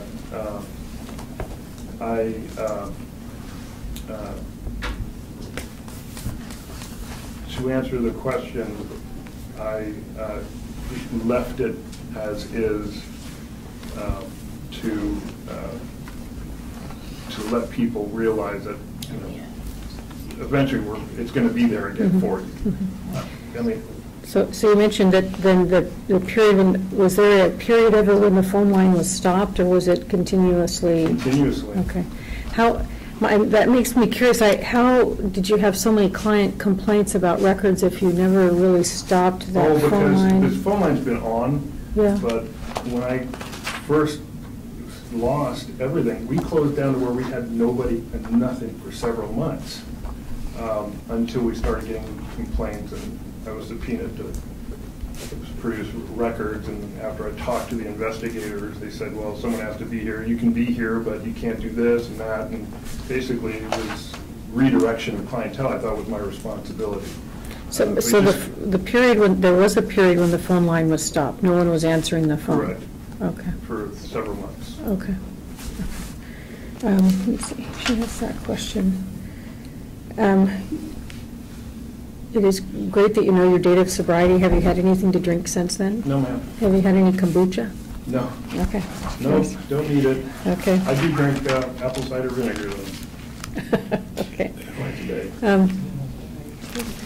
I guess I have one more question, and that is, you know, you've mentioned several times about gray areas in this whole process, and as a practitioner, I realize that, you know, in medicine, our job is to be careful, to carefully look at the facts and the details to clarify gray areas. And I guess my question might mimic someone else's. Why didn't you treat this like a case and really be carefully looking at the details and the information to make sure that you had an understanding of this?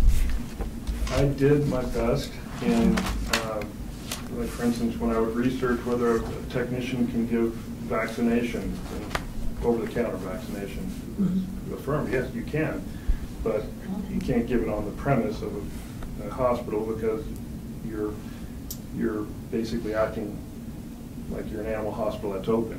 It should have been just animal. Just covered up the hospital sign and put animal, but no, you can't because it's got a history of being an animal hospital in the area, and because, so you can understand, there's a lot of, you know, do's and don'ts, and I can be accused of having, practicing veterinary medicine simply by telling a client, yeah, well, your dog probably has a heart condition, you need to go there. That's being a professional. That's being a veterinarian. You're giving a diagnosis. So ultimately, I guess I could write a book about the gray areas. Literally, I can tell you so many things I've been told that are the opposite of, you know, there's a lot of caveats, but I've been told one thing and I've been told the opposite by another. Both are by people who supposedly know the law. By whom? By? Well, investigators, but nobody really has, like for instance, am I allowed to even be here, you know, as a veterinarian? Well, yes, you can be, but you can't. But then I'm told by my attorney, no, you can't be there. And you know, if you get in touch with somebody at the board, you shouldn't even be there, you know, wearing scrubs, seeing through the window, you know. So, yes, it's up to me to have read, as a respondent, all of the documentation against me. It's up to me that I should have, you know, contracted, paid somebody to look into make sure the website was closed, to make sure that I'm abiding by the every detail, well, especially for what I've been through. I should have learned my lesson. But it's just, you know, it's not always that simple. When I have my mind set on, well, I'm going to sell the practice, why would I take all the signs down? If I don't get my license back, I'm just going to sell it. If the board allowed me, or if somebody would allow me to get a premise permit holder, or give somebody, you know, let me sell it. So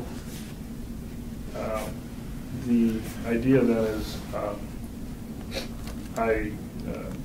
I'm responsible, you're right, ultimately. I should have read all of the information, but just know that I had a PTS avoidance of any and all things veterinary medicine, especially after I was accused of practicing without a license and immediately afterwards, and they're conflicting information. I'd be more than willing to help to clarify these things in the future.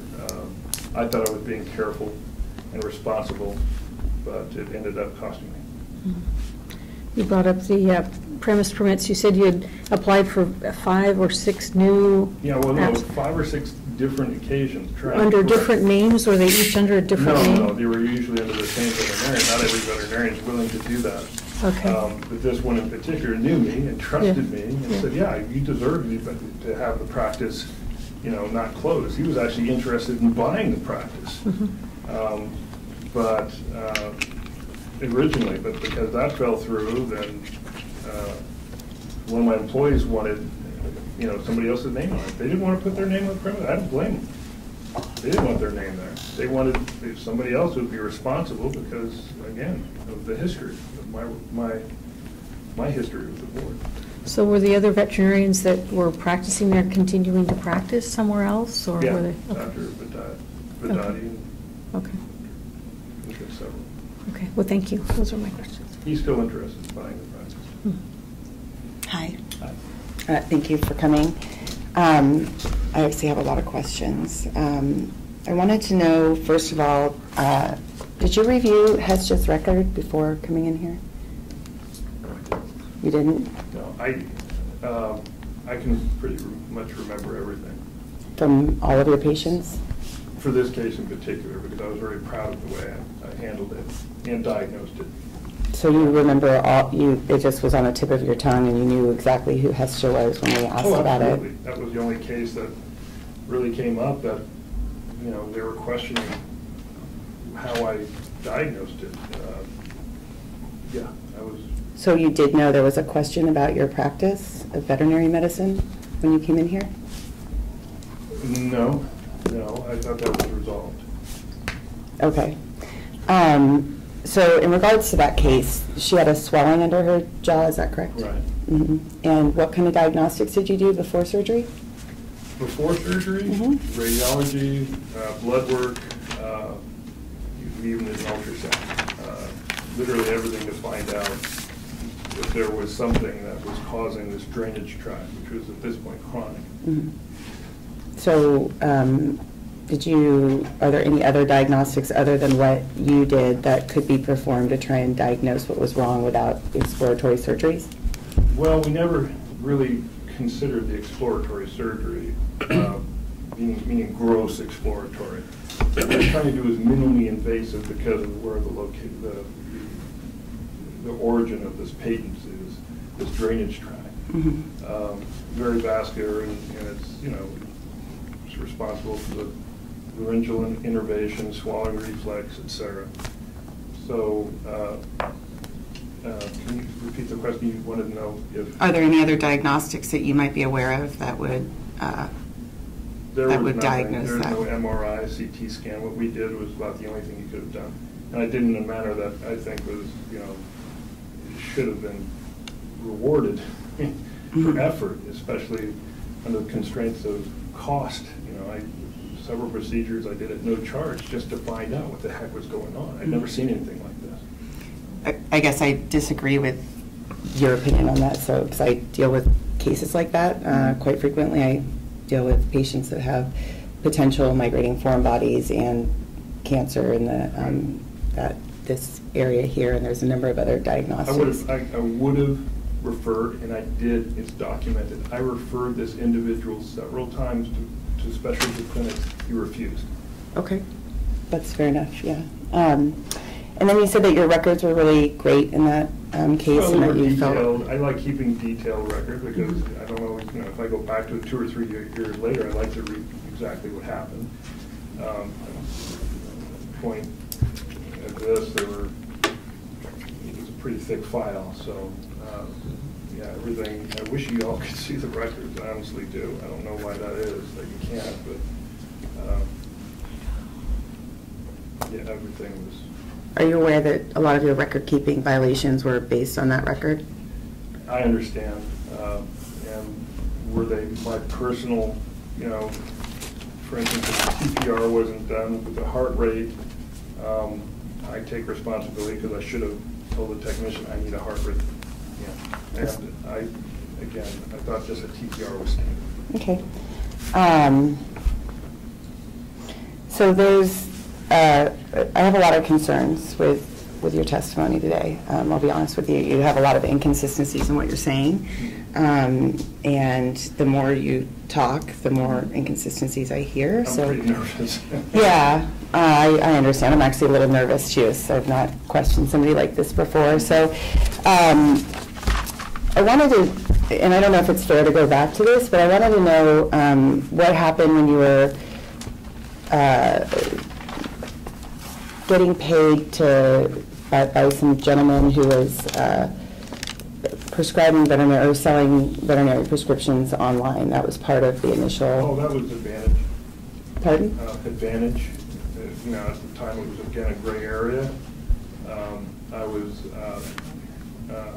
There was a kickback program, and one of my employees who was responsible for ordering was obfuscating, basically giving product to a groomer or buying for a groomer. And it was, there was a guy that would basically get product and sell it online. And I was completely unaware of this. And he would get the product through the groomer. Nowadays it's sold over the counter, but at the time there was a prescription necessity in effect. And were you receiving any money Yes, yeah. For that?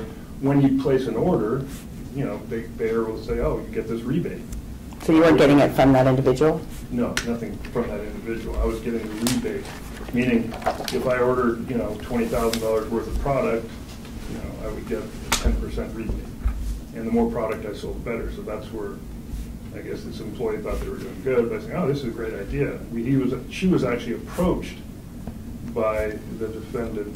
I think he was ultimately not convicted because, again, it was one of these strange gray areas. No, he was convicted because he was sending things across the border by mail, which is a federal offense. He approached the groomer approached Stephanie, and they worked it out. And they thought they were doing good for me, but yeah. Okay. I was aware of it, however. I did know. I thought it was legal, but it was not. Did you test positive for buprenorphine? Yes, I did. I had a prescription of buprenorphine because I've been on opiates before. Buprenorphine is an anti-opiate. You don't feel lethargic. It doesn't space you out or feel anything like that. But I was given that for severe kidney stone attacks and palindromic rheumatism. I've got a scoliosis effect, and sometimes my back really goes out. So I can't walk for a week at a time. So in order to sleep, I said, look, I'm not going on any, I don't want Vicodin, I don't want codeine, I don't want anything. The Valium, I'm just completely against it. They suggested that if the Motrin and the Naproxen would actually make me bleed more. When I take Naproxen, I have more hematuria. So they put me on tramadol, it caused irritation, so they said, well, maybe try buprenorphine. Yeah. And this doctor described it did work, but I always use it in very small amounts. Okay. And I only use it when I have severe attacks. It's not really addictive, in my opinion, as some of the others. So you still use it from time to time in attacks? Pardon me? Do you still use it when you have attacks? I have not used it at all. I don't have any more kidney stone attacks like I used to. Okay. They were basically crippling before. I'm sorry. Now I don't. Thankfully, the lithotripsy has resolved that. I don't have to look forward to, once or twice a month having these, you just can't sleep. It's just like somebody strangling your intestines. And are you still on Adderall? No, quit that, a week after. I didn't like it. You'd have to take more and more I was on an original dose of 5 milligrams and 10 milligrams, and I was up to 20 milligrams once a day. It was just stupid. It's just, and I'm just trying to keep up. And it's kind of like you're paddling, just trying to stay afloat, basically. So I stopped. I didn't like taking it.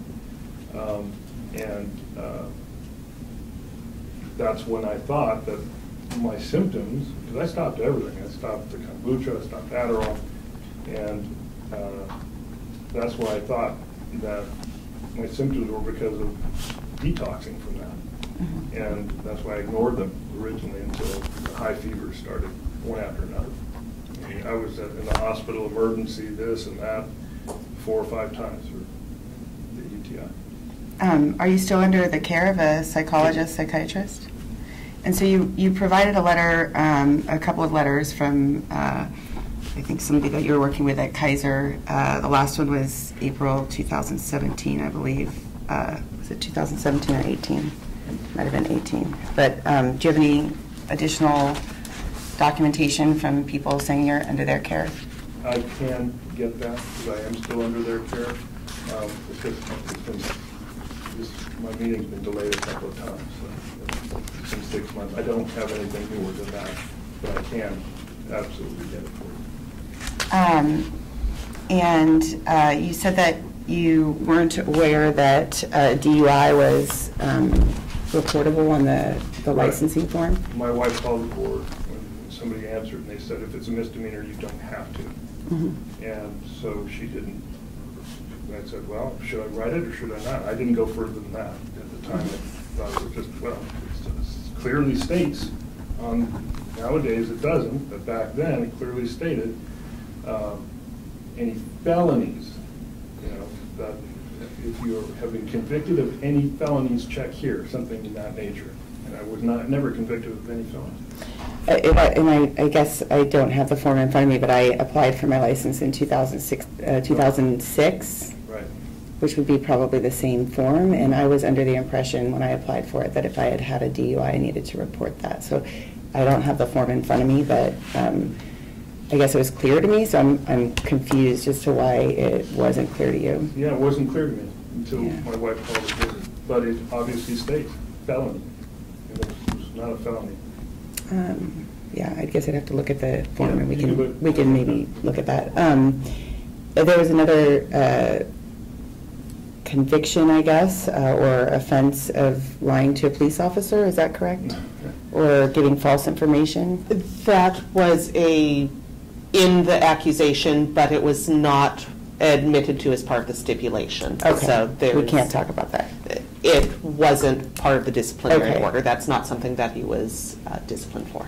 Okay. I didn't even contest it. I was driving to DMV, got lost to get my temporary license, and it rose from there. Basically, San Clemente, DMV is very difficult to find. I pulled over the side, asked where it is, and shot myself in the foot. Well, you don't have a license now. Why are you driving? Well, because my attorney told me to go apply right now for drug. Stupid. So. Okay.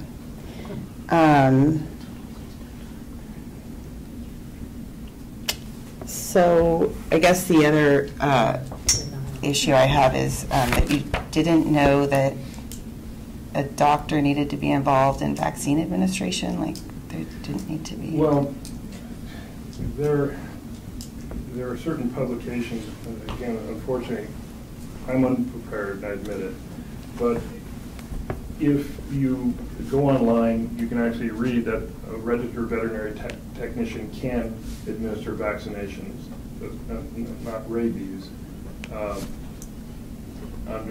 long as they're employed with another veterinarian, they can give them of their own accord. Things like intranasal bordetella, parvo boosters.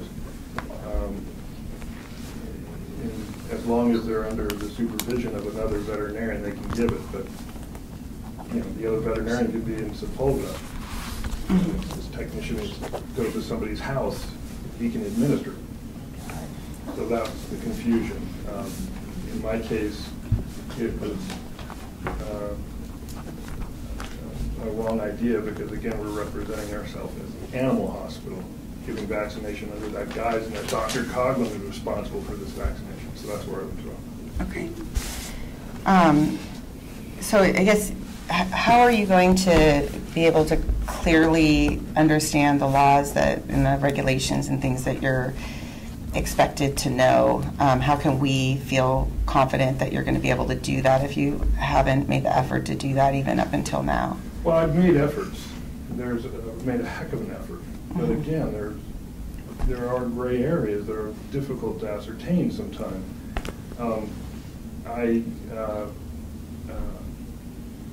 I guess the guidelines that I just need to keep up with the most current guidelines, or at least hire somebody that could advise me in that regard. I don't know of an attorney that knows exactly what and what not. They're using abundance of caution. They're extremely, don't do it at all. Whereas you can say, talk to somebody else and they'll say you can, but, so, in my defense, I've always prided myself on, since in 2006, when you're doing construction, you still have to move those, your license and, your window. I had somebody drive through a window and all of the referral information went down, and they just happened to come in when the window was boarded up with plywood, and I had not reposted the, referrals to emergencies, and we were painting, so I took down my registration information and premise permit, and that's when I got inspected. So yeah, they weren't up. I should have put them up somewhere else, but I knew they needed to be up, and that was because of my personal research into the proceedings of the regulation. Okay. But I learned my lesson. Yeah. There has to be an advisor, or at least somebody that can legally make sure that I'm doing everything right, and I'll make every effort to be as well informed as possible. But we trust certain information from professionals, and it's not always correct. Yeah. How much do you think it would have cost to mail all those records out? Probably, at the time, I was probably, and you have to understand, I'm borrowing money from my family to live. Mm-hmm. It would have probably been $15,000 to $20,000. To mail out records? Oh, yeah. Yeah. Okay. Literally, I had a lot of clients, 20-some-odd thousand active clients. 5 doctors worth, charts this thick, 5 pets per family, to pay somebody to copy each one. We're not, these are all, it's not a paperless system. It would have been very, very expensive and time-consuming. So we just waited for people to come to us. I thought that was a little bit more reasonable, which is why I kept the phone lines open. If they needed the records, and they get the records, but where are they going to go? So I put Pauline there, and she would refer people, as I would, to other places. Oh, you have a heart condition, go to All Care. If you have a cancer condition, go here. If you have this, go there. If you need vaccinations, go there. And I'm just trying to be helpful in that regard so that no more complaints go to the board about my not being there. Mm-hmm. And so you're paying for her, though, yes, to be there? Yes. Okay. And that I did research, and it is indeed, it was allowable. I did not know that I had to cover the signs up and disconnect the number. Just that seemed almost, if I have my phone number for an animal hospital, how are people going to get in touch if they need records? So again, that's a contrary error. You're told you can't have a phone line associated with a hospital, but then how are people going to get in touch with you for your responsibility of giving records? Okay. Yeah, I guess the last thing would be, what do you take responsibility for here in terms of, like, part of the rehabilitation process and all of that is sort of taking responsibility for your actions and sort of taking responsibility for yourself? I can take, I was thinking, as I said, basically, sometimes I just think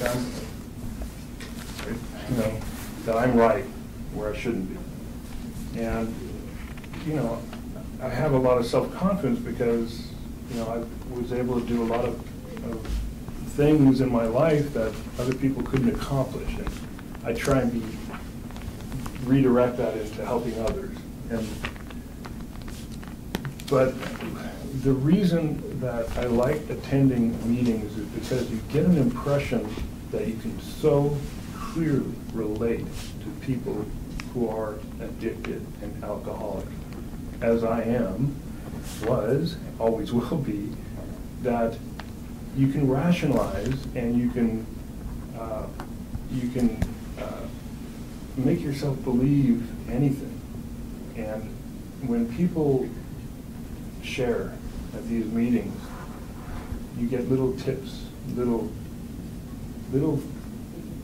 tidbits that stick with you, that help you in the future to say, well, this is a good tip on how to avoid stinking thinking. You know, this is something you can do to help somebody later on. Well, I did this. This really works. If you start thinking that you're invulnerable, or if you think that you can rationalize, yeah, I'm going to have this, I'm going to have a drink because I deserve it. You know. But most important, it's this family of people who are likewise souls, being that they are sensitive people that are oftentimes very intelligent and sensitive to what else goes on and get hurt easily. And these are the people I like being around. They are people that I can relate to, because I guess the reason I'm such a stickler for detail and for wanting to be the best veterinarian is because if I ever hurt anybody, it would hurt me. I'm a sensitive person. I could never kill an animal. How many veterinarians have not lost a single pet to anesthesia in 15 years? Not a single one. That shows caution. I couldn't handle it. So if I killed a pet, it would kill me. So I am sensitive, and I do protect myself like an alcoholic or an addict, meaning I know that I'm vulnerable now, but I'm also, you know, guilty of not paying attention to certain details, skirting them over out of avoidance. You know, I freely admit that I've avoided, you know, reading documentation or going any further because I feel burned. I really feel as though, geez, I don't ever want to see another legal paper or anything. 10 years, and then, you know, 6 months toward the end of my probation, having been pulled away because they wanted to start drug testing me for some unknown reason. Well, probably because I went on Adderall. Done. So the thinking, the rationalization, these are all defects I freely admit that is going to keep me going to meetings and going to make me think twice about, you know, if I'm offered to be a veterinarian, trust me, I'll be, as I've already stated, I don't want to work with any other veterinarians. I'm burned in certain respects. I want to be the best, and I want to be I'd love to be a figurehead for reform. And I miss what I do. Veterinary medicine's my life. It's what I was born to do. People know that. I can see things in their pets that nobody else can see. So I really and truly respect the changes that have occurred in the last 10 years in the board. When my probation started, it was more or less, much less formal. You know, the past 5 years, the board has come a long way, and I think to the benefit of the practice. Because I've seen a lot of veterinarians, I still know veterinarians that are drug addicts. To this day, they're alcoholic drug addicts. They've never been counted. Never. I've employed a couple. I'm not going to report them, but I had to fire them on that basis. So there does need to be some type of responsibility by a state agency to overlook this, because these people are harming themselves and other pets. So I am happy that the board has done that, and in my case, saved my life. But I am committed to excellence as far as maintaining anything, and as far as legally what's expected of a veterinarian, and you know, any amendments or whatever, I'll keep up with the latest. But as far as some type of liaison. I don't think I'm going to go with an attorney in the future. I think I can figure out the right and wrong by calling the board or maybe speaking to the deputy attorney or something along those lines if I have problems in the future. But as far as all the regulations are clearly written in the rules and regulations for veterinary guideline, and before I ever consider opening up, I'll brush up, no doubt. Yeah, I've made mistakes, and they were headstrong mistakes, and there is no holier than thou than the oversight, and I truly admit that I do appreciate the board's intervention in my case, because I was on a crash course to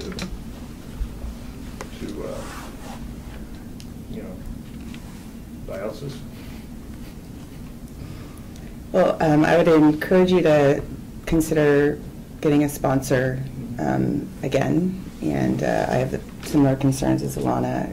You have a lot of the same sort of self-talk and behaviors that some of you hasn't quite gone through, but I do hope that you continue with your counseling and recovery so that you can, continue to be happy and healthy. So, thank you. Thank you. So I can only imagine how difficult it is to sit before the board and open yourself up and feel that you have to defend yourself. So I thank you for clarifying a lot of the issue. Most of my questions were about Hestia and her treatment, and those have been answered. I just have a comment. The board is here to protect the public, as you know, but that doesn't make us immune or uncaring to the needs of the people that we license. So you've heard some of the concerns raised by the board members regarding your rehabilitation, and the whole objective, the point of discipline is not to punish anyone for their mistakes, but rehabilitation. We want veterinarians to be rehabilitated and be able to practice again. And it sounds from what I'm hearing, a lot of the issues were confusion about the process. Not sure whether or not veterinary technicians could give vaccinations, not sure if you were allowed to attend CE events because your license was revoked, the premises permit. There's just a lot of confusion about that, so I would encourage you to brush up. The Practice Act that we have here, a lot of your questions could be answered in there. The board website has a lot of information, so it seems like that's maybe an area that I would recommend you focus on.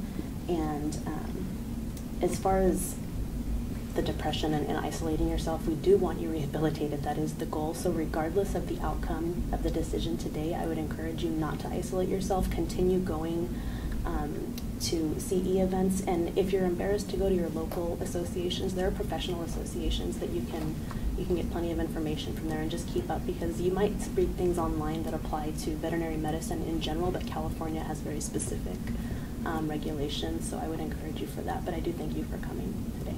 Thank you. Okay, Dr. Coughlin, now's your opportunity to provide any additional testimony if there's anything else that has come to mind since you last testified. One thing that I would like you to answer is, I noticed on your petition when you dated it, you did not put the year. So if you would indicate what year you signed the petition. There's a day, there's a month and a day, but I didn't see it here. 2017. Okay. And then is there any other testimony you would like to provide? None. Well, just to repeat, I've learned a certain respect and responsibility, and I think everything that I wrote in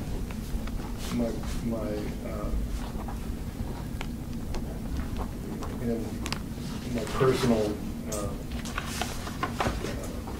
synopsis of events holds true, and I say that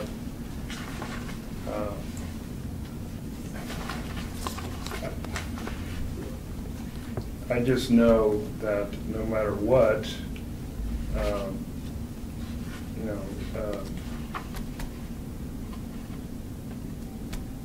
I will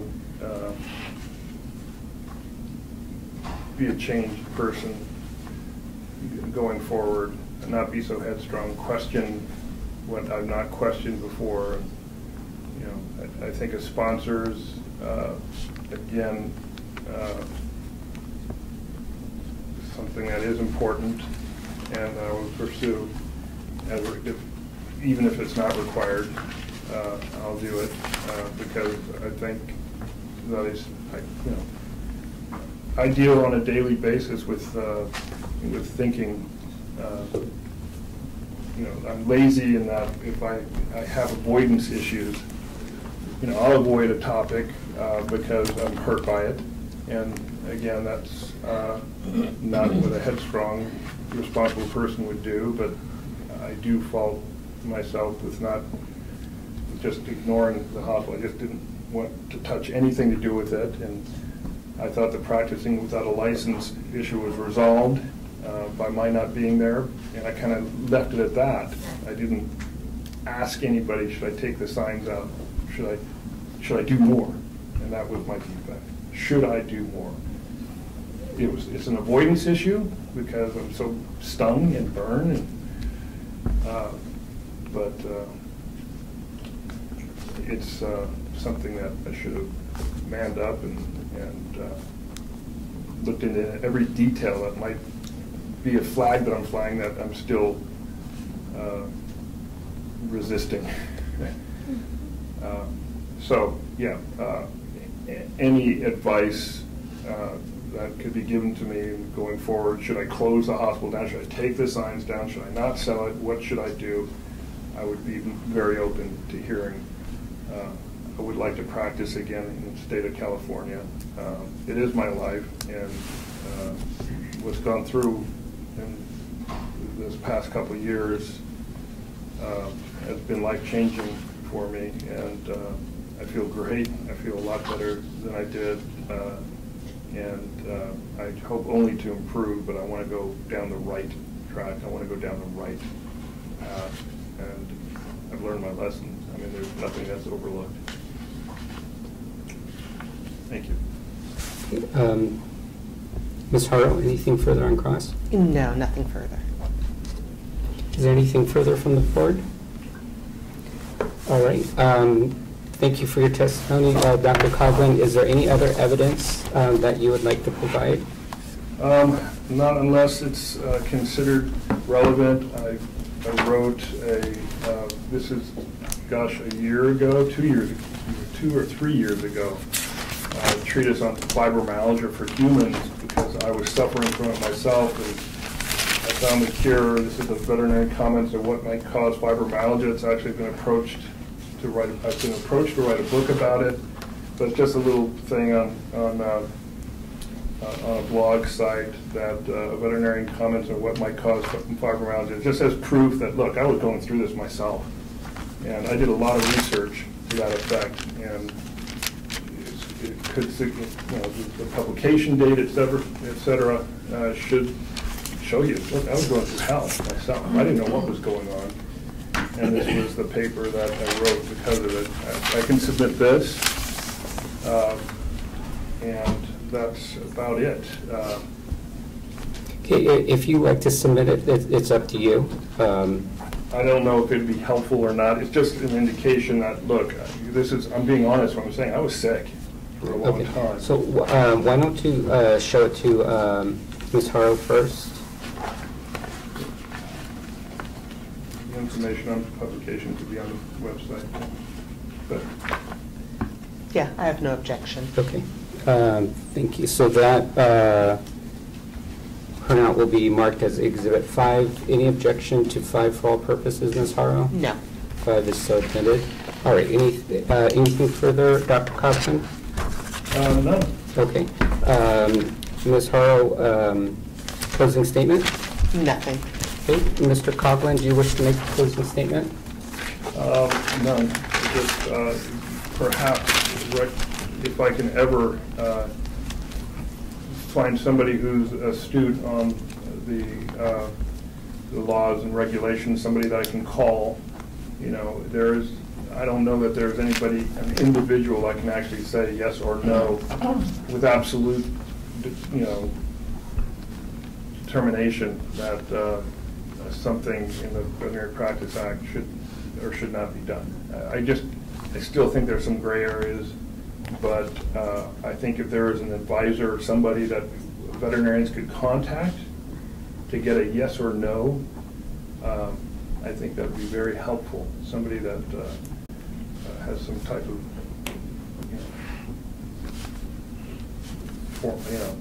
absolute training in that regard, experience, an advisor. Okay, so thank you. So the record's closed, the matter's submitted, and we're off the record. So Dr. Coughlin, as I mentioned before, the reporter will have a form for you shortly.